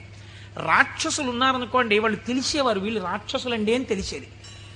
కాబట్టి వాడిని దూరంగా పెట్టడమో, వాడిని పరమాత్మ సంహారం చేయడమో ఏదో ఉంటుంది. కలియుగంలో ఏమిటో తెలుసా అంటే, రాక్షసులు ఏ రూపంలో ఉంటారు? చిత్తవృత్తుల రూపంలో ఉంటారు. పైకి దొరకరు. మీకన్నా సాధుపురుషుళ్ళే కనిపిస్తాడు. మోసం చేసేవాడే చాలా నమ్మించేటట్టుగా సాధుపురుషుళ్ళే ఉండాలి. వాడు నమ్మితే నాకేమిటి, నమ్మకపోతే నాకేమిటి, నేనేమన్నా వాడి దగ్గర ప్రయోజనం పొందుదాం అనుకుంటున్నానా అన్నవాడు తన యథారీతిగా ఉంటాడు. అవతల వాడిని నమ్మించి మోసం చెయ్యాలనుకోండి, వాడే మాట కలిపి చక్కగా మాట్లాడి బాగా మాట్లాడి మీరు నమ్మేటట్టు చేసి అప్పుడు మీకు ఒక కప్పు కాఫీ ఇచ్చి ఆ కాఫీలో మత్తు కలిపేసి మీరు పడిపోతే మీ సూట్ కేసు ఎత్తుకుపోవాలి వాడు కదా. అందుకని ఇప్పుడు ఎక్కడున్నాడు రాక్షసుడు? వాడి చిత్తవృత్తి ఎందున్నాడు? మీరు చూడండి, నిజంగా ఈ చిత్తవృత్తుల రూపంలో రాక్షసులు ఉండి ఉంటే త్రేతాయుగంలో విశ్వామిత్రుడు యాగం చేయగలడా? చెయ్యలేడు. ఇక్కడే ఉన్నారు రాక్షసులు. రాముడు ఈ లోపల రాక్షసుల్ని చంపడానికి తానే అనుసంధానం చేసుకోవాలి. బయట రాక్షసులుగా ఉన్నారు. రాముడు వచ్చి బాణం వేసి కొట్టి చంపాడు. ఈ యుగంలో అలా కుదరదు. ఇక్కడున్నారు రాక్షసులు. వాళ్ళు ఎప్పుడైనా తలెత్తుతారు. ఎప్పుడైనా తలెత్తి మిమ్మల్ని పడగొట్టేస్తారు. ఎప్పుడైనా పడగొట్టేయగలరు. ఎప్పుడైనా పడగొట్టేసేటటువంటి రాక్షసులు ఇక్కడే చిత్తవృత్తుల రూపంలో ఉన్నారు. వీళ్ళని తొక్కి పట్టగలిగిన వాడెవడు? ఒక్కడే, శంభు. అందుకే ఏవం శ్రీ శంభుదేవస్య నామ్యామష్టోత్తరం శతం అంటాం. ప్రదోష వేళలో రోజు ఆ శంభునామాలు చెప్పామనుకోండి, ఆయన ఏం చేస్తాడంటే వీళ్ళని తొక్కి పెట్టి మీ భావముల యందు మంచి ప్రవాహాన్ని ఏర్పాటు చేస్తాడు. ఈ మంచి ప్రవాహము కలిగిన భావన చేత ఉన్నతిని పొందేస్తాడు. ఇప్పుడు ఈ భావన పొందినటువంటి వాడు ఎలా ఉంటాడు, ఎలా పొందుతాడు ఈశ్వరుణ్ణి అని మీరేమి అనుమానపడిపోయి వాడు ఏమైనా పూజలు బాగా చేసేస్తాడండి, యజ్ఞయాగాదులు చేసేస్తుంటాడండి అలా అనుకోక్కర్లేదు. శంభునామాన్ని పెట్టుకుని శంభుని యొక్క అనుగ్రహం పొందిన వాడి స్థితి ఎలా ఉంటుందో తెలుసా అండి? నేను మీకు ఒక ఉదాహరణ చెప్తాను, మీరు బాగా పట్టుకోగలుగుతారు. ఇది కూడా నేను ఎక్కడి నుంచో ఎందుకు మీకు రుద్ర పశుపతి నాయనార్ అని ఒక నాయనారు ఉన్నారు. 63 మంది నాయనార్లలో మనం సాధారణంగా ఏం చేస్తాం? రుద్రం చదవండి అన్నాం అనుకోండి, సన్యాసి కూడా రుద్రం చదవాలి. సన్యాసులు కూడా రుద్రం పారాయణ చెయ్యమని శాస్త్రం విధించింది. ఎందుకో తెలుసా అండి? అభిషేకం చేయకపోయినా రుద్రాన్ని పారాయణ చేస్తే వెంటనే పాపాలు పటాపంచలవుతాయి. ఆ పశుపతి నాయనారికి ఒక లక్షణం ఉండేది. ఆయన రోజు కూర్చుని రుద్రాధ్యాయం చదువుతూ ఉండేవాడు. చదువుతున్నప్పుడు ఆయనకు ఒక అనుమానం వచ్చింది. ఏమిటా అనుమానం? అందులో మేఘ్యాయచ విద్యుచ్చాయచ వృక్షాయచ హరిత్యాయచ లోప్యాయచ ప్రవాహ్యాయచ ఫేన్యాయచ సికత్యాయచ ఈ మాటలు ఉన్నాయి. ఇవన్నీ ఈశ్వరుడే అన్నారు. అంటే నీరు ఈశ్వరుడు, నీటి మీద నురుగు ఈశ్వరుడు, చెట్టు ఈశ్వరుడు, చెట్టు మీద పిట్ట ఈశ్వరుడు, చెట్టులో ఆకుపచ్చతనం ఈశ్వరుడు. మనం ఏం చేస్తాం? మేము అభిషేకం చేయించుకుంటున్నామండి అని వెళ్ళి కూర్చుంటాం. శివాలయంలో ఉన్న అర్చక స్వామి ఏదో మహన్యాసం అని చెప్పి నారుద్రో రుద్రమచ్చ ఎత్తిని పాప ఆయన మహన్యాసం చేయిస్తాడు. చేయించిన తర్వాత మీరేవో పాలు పెరుగు పంచదార పళ్ళరసాలు పట్టుకెడతారు. ఆయన రుద్రాధ్యాయం చదువుతూ పోసేస్తాడు. పోసి అభిషేకం చేస్తుంటాడు. మీరేం చేస్తారు? మీకు అది ఏమిటో తెలియదు కదా, అర్థం కాదు. అర్థం కాకపోవడం వల్ల తేలిగ్గా వచ్చేది ఏంటంటే నిద్ర. కాబట్టి చాలా అమరికగా మనకి దొరికేది ఏమిటంటే బ్రహ్మదండం మహర్షులకు ఎలా ఉంటుందో అలా మోచేతిని తొడకి పెట్టి ఈ చేతిని ఇలా పెట్టి చక్క చెంప చేస్తే చాలు, అలా పడుకోవచ్చు, నిద్రపోతాడు. మళ్ళీ ఆయన ఎక్కడో గంట ఏదో కొడతాడు, కొడితే తెలివి వస్తుంది. తెలివి వచ్చాక మళ్ళీ పాపం తాపత్రయం ఉండదని నేను అన్నాం. మళ్ళీ ఓసారి లేచి ఏదో చేస్తున్నాడు, అల్లరవుతోంది మళ్ళీ అని చెప్పేసి కాసేపు మళ్ళీ పడిపోతాడు. దీని వలన ఏమైనా ప్రయోజనం ఉందా? మీరు చేసిన అభిషేకమునందు నేను ఇలా అడిగానని మీరు ఏమనుకోకండి, నన్ను మన్నించండి. ఒక మెట్టు పైకెక్కడానికి కాలు ఇలా ఏమైనా లేచిందా మీకు ఉపాసనలో? అంటే నేను అభిషేకం చేయించుకోవద్దని, శివాలయానికి వెళ్ళొద్దని నేను చెప్పట్లా, చేయించుకోవాలి అరిష్టం పోవడానికి. కానీ మీ ఉపాసనలో మీరు మెట్టు ఎక్కారా? కాదు కదా. ఇది రుద్రం పారాయణ చేయడం అంటే ఇది. ఆయన అన్నాడు, ఆ నాయనారు ఆయనకు ఒక చిత్రమైనటువంటి ఆలోచన వచ్చింది. ఆయన తిరుమలయార్ అనబడేటటువంటి ప్రాంతంలో ఉండేవాడు. ఆయన ఈ రుద్రం చదివి చదివి చదివి చదివి అన్నాడు, ఆకాశం ఈశ్వరుడు, మేఘం ఈశ్వరుడు, నీరు ఈశ్వరుడు, నురుగు ఈశ్వరుడు, చెట్టు ఈశ్వరుడు, పిట్ట ఈశ్వరుడు. కాబట్టి నేను ఇంట్లో కూర్చుని ఇవన్నీ చెప్తుంటే ఉపయోగం ఏంటి? నేను ఈశ్వరుడిలో చేరిపోయి ఈశ్వరానుభూతిని పొందుతానన్నాడు. ఓ రోజు తెల్లవారకట్ట ఎవ్వరికీ చెప్పకుండా లేచి 4 గంటలకో వెళ్ళిపోయాడు బయటికి, ఊరి బయటికి వెళ్ళిపోయాడు. ఆ కొండ మించి ఒక సెలయేరు జాలువారుతోంది. గబగబా వెళ్ళాడు. ఆ సెలయేట్లో నడుంలోతు నీళ్లలో నించున్నాడు. నించుని చెట్టు వంక చూశాడు. నిశ్శబ్దంగా ఉంది వాతావరణం. ఆ కొండ కనపడింది, చెట్లు కనపడ్డాయి, చెట్ల యొక్క ఆకుపచ్చని కొమ్మలు కనపడ్డాయి. అంత నిశ్శబ్దంలో గలగల పారుతున్నటువంటి సెలయేటి శబ్దం వినపడుతోంది. ఆ నీటి మీద వెళ్ళిపోతున్న నురుగు కనపడింది. ఆయన వెంటనే ఆ ఒంటికి తగిలిన చల్లతనంలో ఈశ్వరుడు కౌగిలించుకున్న అనుభూతిని పొందాడు. ఇవి ఈశ్వరుడు కదా, నేనిప్పుడు ఈశ్వరుడిలో ఉన్నాను నీటిలో. కాబట్టి నేను నా కళ్ళతో చూస్తున్న మేఘం ఈశ్వరుడు, నేను మొలలోతులో ఉన్నది ఈశ్వరుడు, ఇలా వెడుతున్నది ఈశ్వరుడు, నేను చూస్తున్న ఆ కదులుతున్న ఈశ్వరుడు. నాకు ఇంట్లో చదువుతున్నప్పుడు అలా బిగిసిపోయినట్టుగా ఉన్న ఈశ్వరుడు కనపడేవాడు. ఇప్పుడు ఇన్ని చేతులతో కాళ్లతో కదులుతూ నన్ను కౌగిలించుకున్నాడు ఈశ్వరుడు అని గట్టిగా గొంతెత్తి నమ పేన్యాయ చ శిఖత్యాయ చ ప్రవాహ్యాయ చ వృక్షాయ చ హరిత్యాయ చ లోప్యాయ చ అని పారాయణ చేశాడు. ఆ పారాయణ చేస్తూ ఆనందం అనుభవించేసి బయటికి రాలేక బయటికి వచ్చేవాడు. బయటికి వచ్చి ఒళ్ళు తుడిచేసుకుని పొడిబట్ట కట్టుకుని ఇంటికి వెళ్ళిపోయేవాడు. మళ్ళీ మధ్యాహ్నం అయ్యేది. ఆ చెరువు దగ్గరికి వెళ్ళి సంధ్యావందనం చేసుకుంటాననేవాడు. మళ్ళీ వెళ్ళిపోయి మళ్ళీ అందులో నించునేవాడు. మళ్ళీ శివుడు అబ్బా కదులుతున్నాడు. అవుగో అవే ఆయన చేతులు, నా స్వామి ఇలా ఇలా అంటున్నాడు, చేతులు ఊపుతున్నాడు, రా రా రా అని పిలుస్తున్నాడు, అవే కొమ్మల రూపంలో ఊగుతున్నాయి. నా స్వామి ఇదిగో ప్రవహిస్తున్నాడు. నా స్వామి వేదం ఋషులకి చెప్పినప్పుడు ఇలాగే వినపడి ఉంటుంది, అదిగో ఝరి శబ్దం వినపడుతోందన్నాడు. మొన్న మేము తిరుమల వెళ్ళి పాండవుల తీర్థం కింద దగ్గర కూర్చుంటే వెనకాతల నుంచి నదీ ప్రవాహం వెడుతుంటే చప్పుడు వచ్చింది. కాసేపు ఆగి మీరు ఆ శబ్దాన్ని వినండి అన్నాను నేను. ఆ వినండి అనడం వెనకాతల నా భావన అదే. ఇప్పుడు ఈశ్వరుడు చెప్తున్నటువంటి వేదం ఋషులకు ఎలా చెవుల్లో వినపడిందో అలా నాకు ఈశ్వరవాణి వినపడుతోంది అన్నాడు. మళ్ళీ నిలబడిపోయాడు. మళ్ళీ నమ సోమాయ చ రుద్రాయ చ నమస్తామ్రాయ చ అరుణాయ చ నమ శంగాయ చ పశుపతయే చ నమ ఉగ్రాయ చ భీమాయ చ అంటూ మళ్ళీ రుద్రం చదువుతూ మళ్ళీ అంతటా ఈశ్వరుడే నన్ను గట్టిగా పట్టుకున్నాడు నీళ్లలోని. అదే ఈ చల్లతనం. ఎంత చల్లగా ఉంటాడో మా స్వామి. ఒంటి నిండా చల్లటి పాములు, చంద్రమౌళి, ఆ గంగా చల్లగా ఉంటాడు కదా, చల్లగా నన్ను పట్టేసుకున్నాడు. బాబోయ్ ఎంత గట్టిగా పట్టుకున్నాడో అన్నాడు. నీళ్లల్లో మునిగానం లేదు, ఈశ్వరుడు నన్ను గట్టిగా పట్టుకోవడం వల్లే నాకు ఇంత చల్లగా ఉందన్నాడు. ఈశ్వరుడు పట్టుకోవడం వల్ల అబ్బా నాకు ఎంత సంతోషంగా ఉందో అన్నాడు. ఈ సంతోషంలో రుద్రం చెప్తున్నానన్నాడు. అవుగో ఇలా చేతులు ఊపుతున్నాడన్నాడు. అంత ఈశ్వరుణ్ణి చూస్తున్నాడు. చూస్తూ పొంగిపోతూ ఆ రుద్రం తడబడిపోతూ చెప్పేవాడు. మళ్ళీ పైకి వచ్చేవాడు, పొడిబట్ట కట్టుకునేవాడు, వెళ్ళిపోయాడు. మళ్ళీ బాగా చీకటి పండించేవాడు. ఒక్కసారి అక్కడ కూర్చుని జపం చేసుకుంటానని మళ్ళీ వెళ్ళేవాడు, మళ్ళీ నీళ్లలో దిగేవాడు. మళ్ళీ ఈశ్వరుడు గట్టిగా పట్టుకున్న అనుభూతి పొందేవాడు. మళ్ళీ రుద్రం చెప్పేవాడు. ఇది కొన్నాళ్ళు అయిపోయిన తర్వాత ఏమైందంటే తను అలా అడుగులేసి ఎడుతుంటే గాలి ఇలా తగిలేది. కాళహస్తి నుంచి వాయులింగ రూపుడైన నా స్వామి వచ్చి నన్ను ఒక్కసారి ఇలా పిలిచి కోటేశ్వరరావు ఒకసారి పలకరిద్దామని వచ్చాను కాళహస్తి నుంచి అంటున్నాడు. అమ్మా స్వామి తగిలాడు ఇక్కడ, అబ్బా స్వామి నమస్కారం అంటున్నాడు. ఇప్పుడు ఎక్కడ లేడు ఆయనకి. అలా వెడుతూ పైకి చూశాడు, అబ్బో అనంతంగా పెరిగిపోయిన నా స్వామి ఆకాశ రూపంలో కనపడుతున్నాడని మళ్ళీ నమస్కారం చేసేవాడు. కపర్దీ నమ కపర్దినీచా అనేవాడు. ఇలా రాను రాను రాను రాను ఏమైపోయిందంటే ఎవరు కనపడినా ఆయనకి ఈశ్వరుడే కనపడేవాడు. ఆఖరికి పరిగెత్తి పారిపోతూ దొంగ కనపడేవాడు. నమ చోరాయచ, పరిగెత్తుతున్న దొంగలో నా స్వామి కనపడుతున్నాడు అనేవాడు.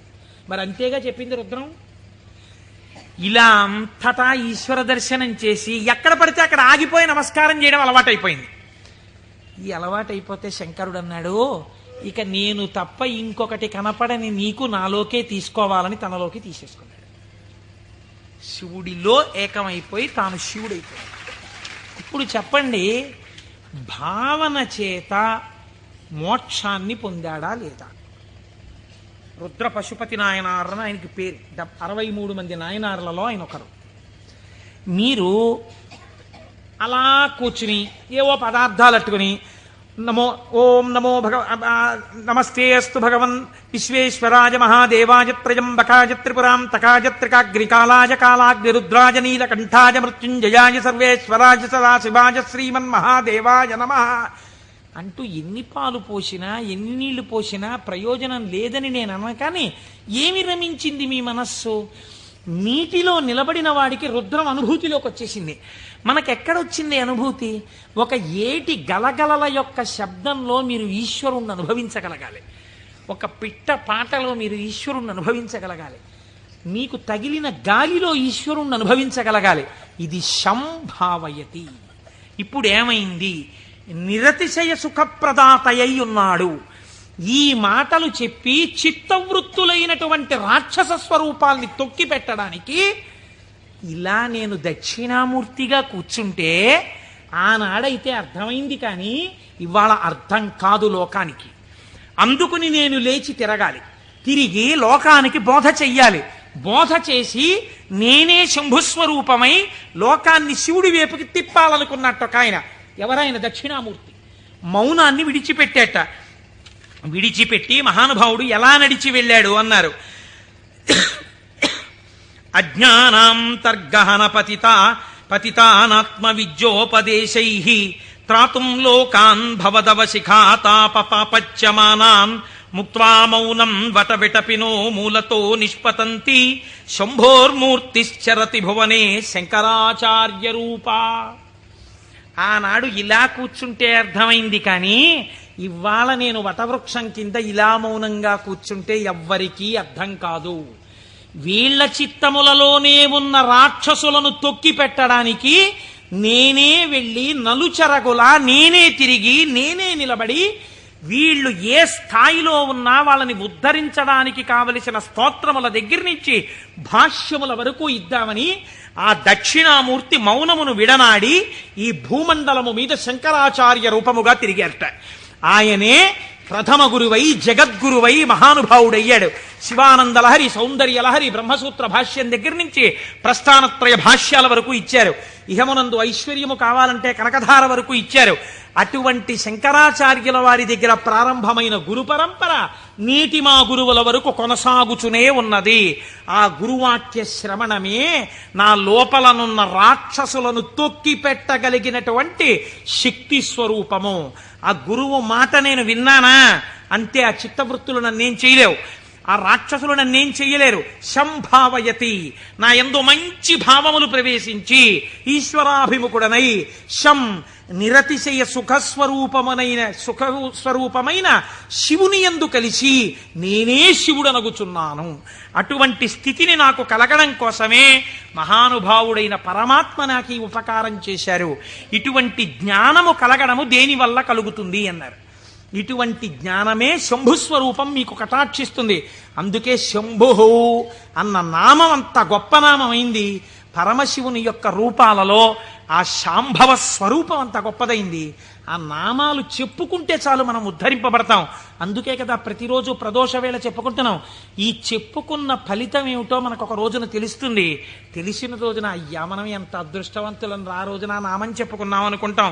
మనకి పెద్దలు ఒక మాట చెప్తారు, శరీరమునందు ఆరోగ్యం లుప్తమవుతోంది అనుకోండి, ఆరోగ్యము మళ్ళీ పొందికగా కుదరాలంటే ఒక్కరి వలన మాత్రమే కుదురుతుంది.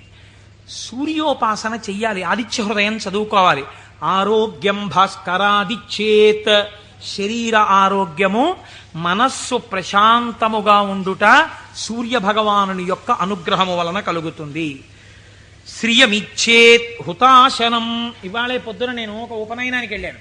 ఆ ఉపనయనానికి వెళ్ళినప్పుడు మా దొరగారితో, చూశారా దొరగారు అగ్నిహోత్రాన్ని ఎలా ప్రార్థన చేస్తారో అని మా దొరగారికి చెప్తూ అక్కడ కూర్చున్నాను. ఆ అగ్నిహోత్రం చేసినప్పుడు అగ్ని కార్యం చేస్తూ ఆ అగ్నిహోత్రాన్ని అడుగుతారు, నాకు ఇవన్నీ, ఈ వీర్యము, ఈ పరాక్రమము, ఈ ఐశ్వర్యము, ఈ ధనము, ఈ సంపత్తి, ఇవన్నీ కూడా నాకు ఆ హుతాశన నాకు ఇయ్యి అనగా, ఓ అగ్నిహోత్రమా నువ్వు నాకు కటాక్షించు అని అడుగుతారు. అందుకే అగ్ని కార్యం చెయ్యడానికి సమర్థత కలిగిన వాడైతే తానే అగ్ని కార్యం చేస్తాడు.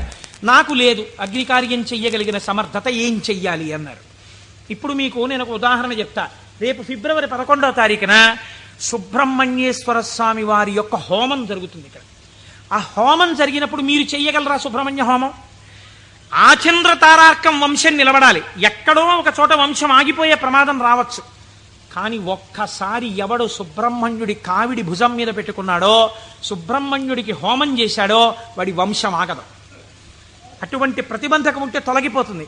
ఇప్పుడు మీకు రాదా హోమం చేయడం, మరి మీరేం చెయ్యాలి అంటే, కలియుగమునందు పురుషార్థమును వెచ్చించు. అందుకని టికెట్ పెడతారు.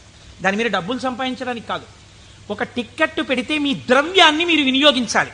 అది ఓ 1000 రూపాయలు అవుతుంది అనుకోండి, మీ దగ్గర 2000 పుచ్చుకోరు. ఎందుకు పుచ్చుకోకూడదు? అలా పుచ్చుకుంటే వీళ్ళు మోసం చేసినట్టు అవుతుంది. ఎంత అవసరమో అంత పుచ్చుకుంటారు. ఇప్పుడు మీరు ఈ ద్రవ్యం ఇచ్చి బాహ్య అంతఃశౌచమును పాటిస్తారు. అంటే స్నానం చేసి విభూతి పెట్టుకుని తిలకం పెట్టుకుని, లేదా మీరు ఏ సంప్రదాయమునందుంటే అటువంటి తిలకధారణ చేసి వచ్చి కూర్చుంటారు. ఆచార్యముఖేన మీ కొరకు ఆచార్యులు చేస్తారు. ఆ పదార్థములన్నింటి మీద మీ చెయ్యేసి మీ గోత్రనామాలు చెప్పి అక్కడ హోమం చేస్తారు. ఇప్పుడు ఈ హోమం ఎవరు చేసినట్టు? మీరు చేసినట్టు మీ ఖాతాలో పడిపోతుంది ఫలితం. కాబట్టి ఇప్పుడు ఏమవుతోంది? మీకు కావలసినటువంటి సుఖమునకు హేతువు కర్మ మార్గము చేత మీకు ఇప్పిస్తారు ఈశ్వరానుగ్రహంతో. ఇలా శ్రియం, అది ఏ రకమైన ఐశ్వర్యమైనా దేని వలన కలుగుతుంది? అగ్ని కార్యము వలన కలుగుతోంది. కాబట్టి శ్రియమిచ్చేత్ హుతాశనం, అగ్నిహోత్రము వలన మీకు ఐశ్వర్యము కలుగుచున్నది. ఈశ్వరాత్ జ్ఞానమన్విచ్చేత్, జ్ఞానదాత మహేశ్వర.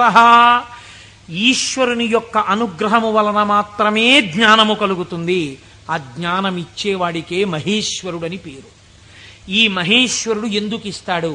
శంభునామాన్ని మీరు గట్టిగా పట్టుకుని ఆ నామాలతో పిలిస్తే, ఏవం శ్రీ శంభుదేవస్య, శంభుదేవుని నామాలు ప్రదోషంలో పిలుస్తున్నారు అనుకోండి, మీరు పేరు పెట్టి పిలవగా పిలవగా పిలవగా పిలవగా ఏమవ్వాలి? ఆయన పలకాలి. పలికితే ఏమనాలి? మీ వంక చూసి ఏవం శ్రీ శంభుదేవస్య నామ్నామస్తోత్తరం శతం అంటున్నారు మీరు. 108 నామాలతో నిన్ను పిలిచాను. ఆయనకు ఓసారి చూసి, సరే పిలిచావు, నేను శంభుదేవుణ్ణి కాబట్టి ఏం చెయ్యాలి? నీ భావాలు మార్చి నిన్ను ఈశ్వరుడి వైపుకి తిప్పాలి. నీకు సత్ప్రవర్తన కల్పించాలి. నేను నిన్ను చక్కటి వాడిగా రూపుదిద్దేటట్టుగా చెయ్యాలి. నన్ను నువ్వు పిలిచినందుకు నేను నీకు చెయ్యగలిగింది అదే. కాబట్టి ఇప్పుడు ఆయన మీకేం చేస్తాడు? ఇదే చేస్తాడు. మీరు ఆయన విసుక్కున్నా సరేనండి. లోకంలో ఒక నానుడు ఉంది, మీరు చూడండి. అమ్మా అమ్మా అమ్మా అన్నారు అనుకోండి, అమ్మ అంటుంది. ఆవిడ ఏదో పోపు వేయించుకుంటూ ఉంటుంది. అంటుంది. అమ్మా అమ్మా, బా ఏమిటి అమ్మా అమ్మా అమ్మా చెప్పు ఏమిటో. అమ్మ నిన్ననే కాలేజీకి వెళ్ళానా అని మొదలు పెడతాను. నువ్వు ముందు తెవులు చెప్దు కాని విలే, కాలేజ్ టైం అయిపోతుంది అవతల అని పోపెట్టా. అది చిన్న బుచ్చుని అంటుంది పిల్ల. అంటే ఈ పోపెట్టేసి దగ్గరికి వచ్చి రా జడేస్తాను, ఇప్పుడు చెప్పు ఏమిటి చెప్తాను అనుకున్నావు? వినకూడదనుకున్నది అనేటప్పటికీ లొంగిపోయి, పోన్లే పాపం వింటే మాత్రం ఏమవుతుందని జడవేయుట అనేటటువంటి ఉపచారం చేస్తూ మరీ వింది అమ్మ. ఎందుకు వింది? 4 మాటలు అమ్మ అమ్మ అమ్మ అన్నందుకు వింది. ఎలా వింది? మీకు ఉపచారం కూడా చేస్తూ వింది. అలా మీరు రోజు ప్రదోషంలో ఏవం శ్రీ శంభుదేవస్య ని శివ శివ శివ శివ అంటే ఆయన ఏం చేస్తాడు? ఓసారో 2 సార్లు అనొచ్చు, 3వ మాట ఏమంటాడు? ఓ సర్లే ఇంక నిన్ను చక్కగా తీర్చిదిద్దుతాను, సరేనా, అందరూ పొంగిపోయేటట్టుగా నీ ప్రవర్తన మారుస్తానంటాడు. ఇలా రావడానికి 10 మాటలు ఆయన విసుక్కున్నా మనం పిలవాలి. ఆయన అలా విసుక్కునేవాడు కాడు. కాబట్టి మనం రోజు చెయ్యగలిగిందేట నామం చెప్పడమే. ఈ నామము చేత మీరు శంభుని యొక్క అనుగ్రహాన్ని పొందాలి. ఇది శం, ఈ లోకంలో సుఖం దగ్గర నుంచి నిరతిశయ సుఖం వరకు, ఊర్ధ్వలోక సుఖం వరకు ఎంత సుఖం ఉందని మీరు అనుకుంటున్నారో అన్ని సుఖాల్ని మీకు ఇవ్వడం. దీన్నే కామకోటి అని పిలుస్తారు. కామకోటి అంటే కంచి కామకోటి పీఠం అంటారు.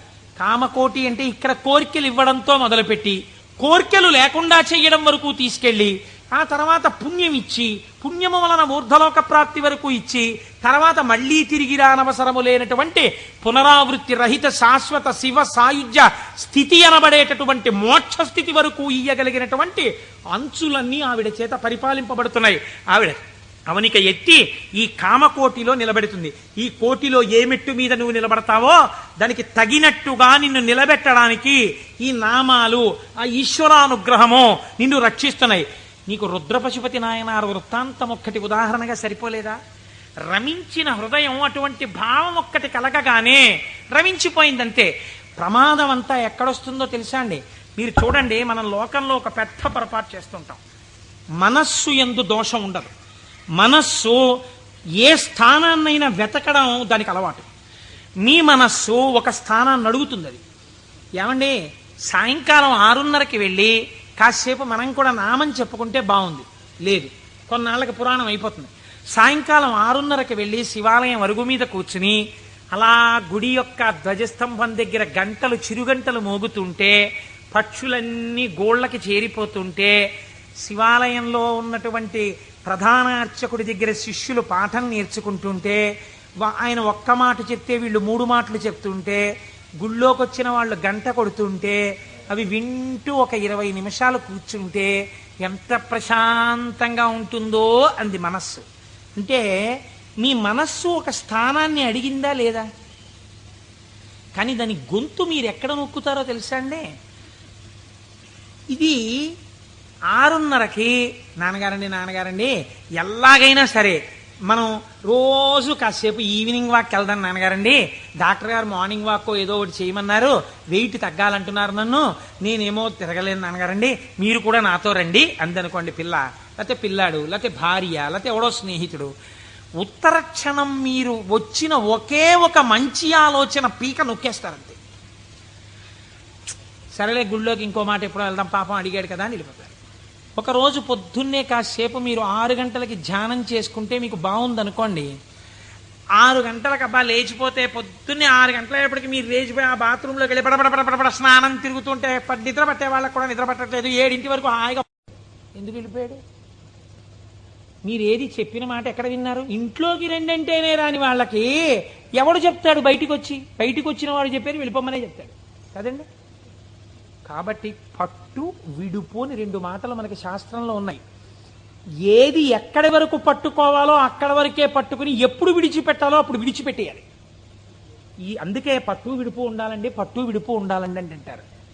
పట్టు విడుపు అన్నటువంటి శాస్త్రం మీకు అలవాటు అవ్వకపోతే శంభుదేవుని అనుగ్రహం జీవితంలో రాదు.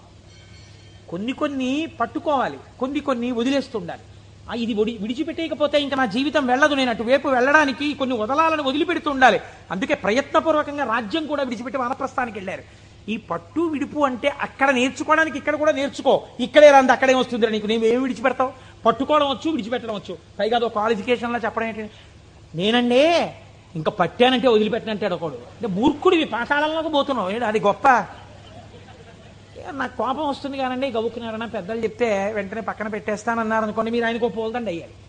అంతేగాని నాకే గాని కోపం వచ్చిందా హరి బ్రహ్మాదులు వచ్చి చెప్పినా వినండి అంటాడు. వాళ్ళ కర్మ కాలిపోయిందా నీకు వచ్చి చెప్పడానికి? నీలోంచి వెళ్ళిపోతే చాలా చచ్చూరు కొట్టావు. ఎందుకు వచ్చింది?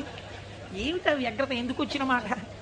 కనుక నేను ఈ మాటని ఎందుకు ఇంతలా నొక్కి చెప్తున్నానో మీరు సహృదయంతో అర్థం చేసుకోండి. ఒకవేళ నా వాక్కు యందు వ్యగ్రత ఉండి ఉండవచ్చు. శంభుని అనుగ్రహము వచ్చినా గుర్తెరగగలిగి ఉండాలి.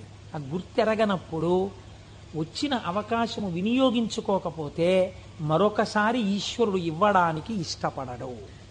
కనుక మనకి అటువంటి మనస్సు కూడా కావాలి. ఈశ్వరా, నీ అనుగ్రహము మాయందు ప్రసరించినప్పుడు దాన్ని నిలబెట్టుకోగలిగిన స్థితిని కూడా నీవే అనుగ్రహించు అని మనం ఆ శంభుదేవుని పాదములు పట్టి ప్రార్థన చేసి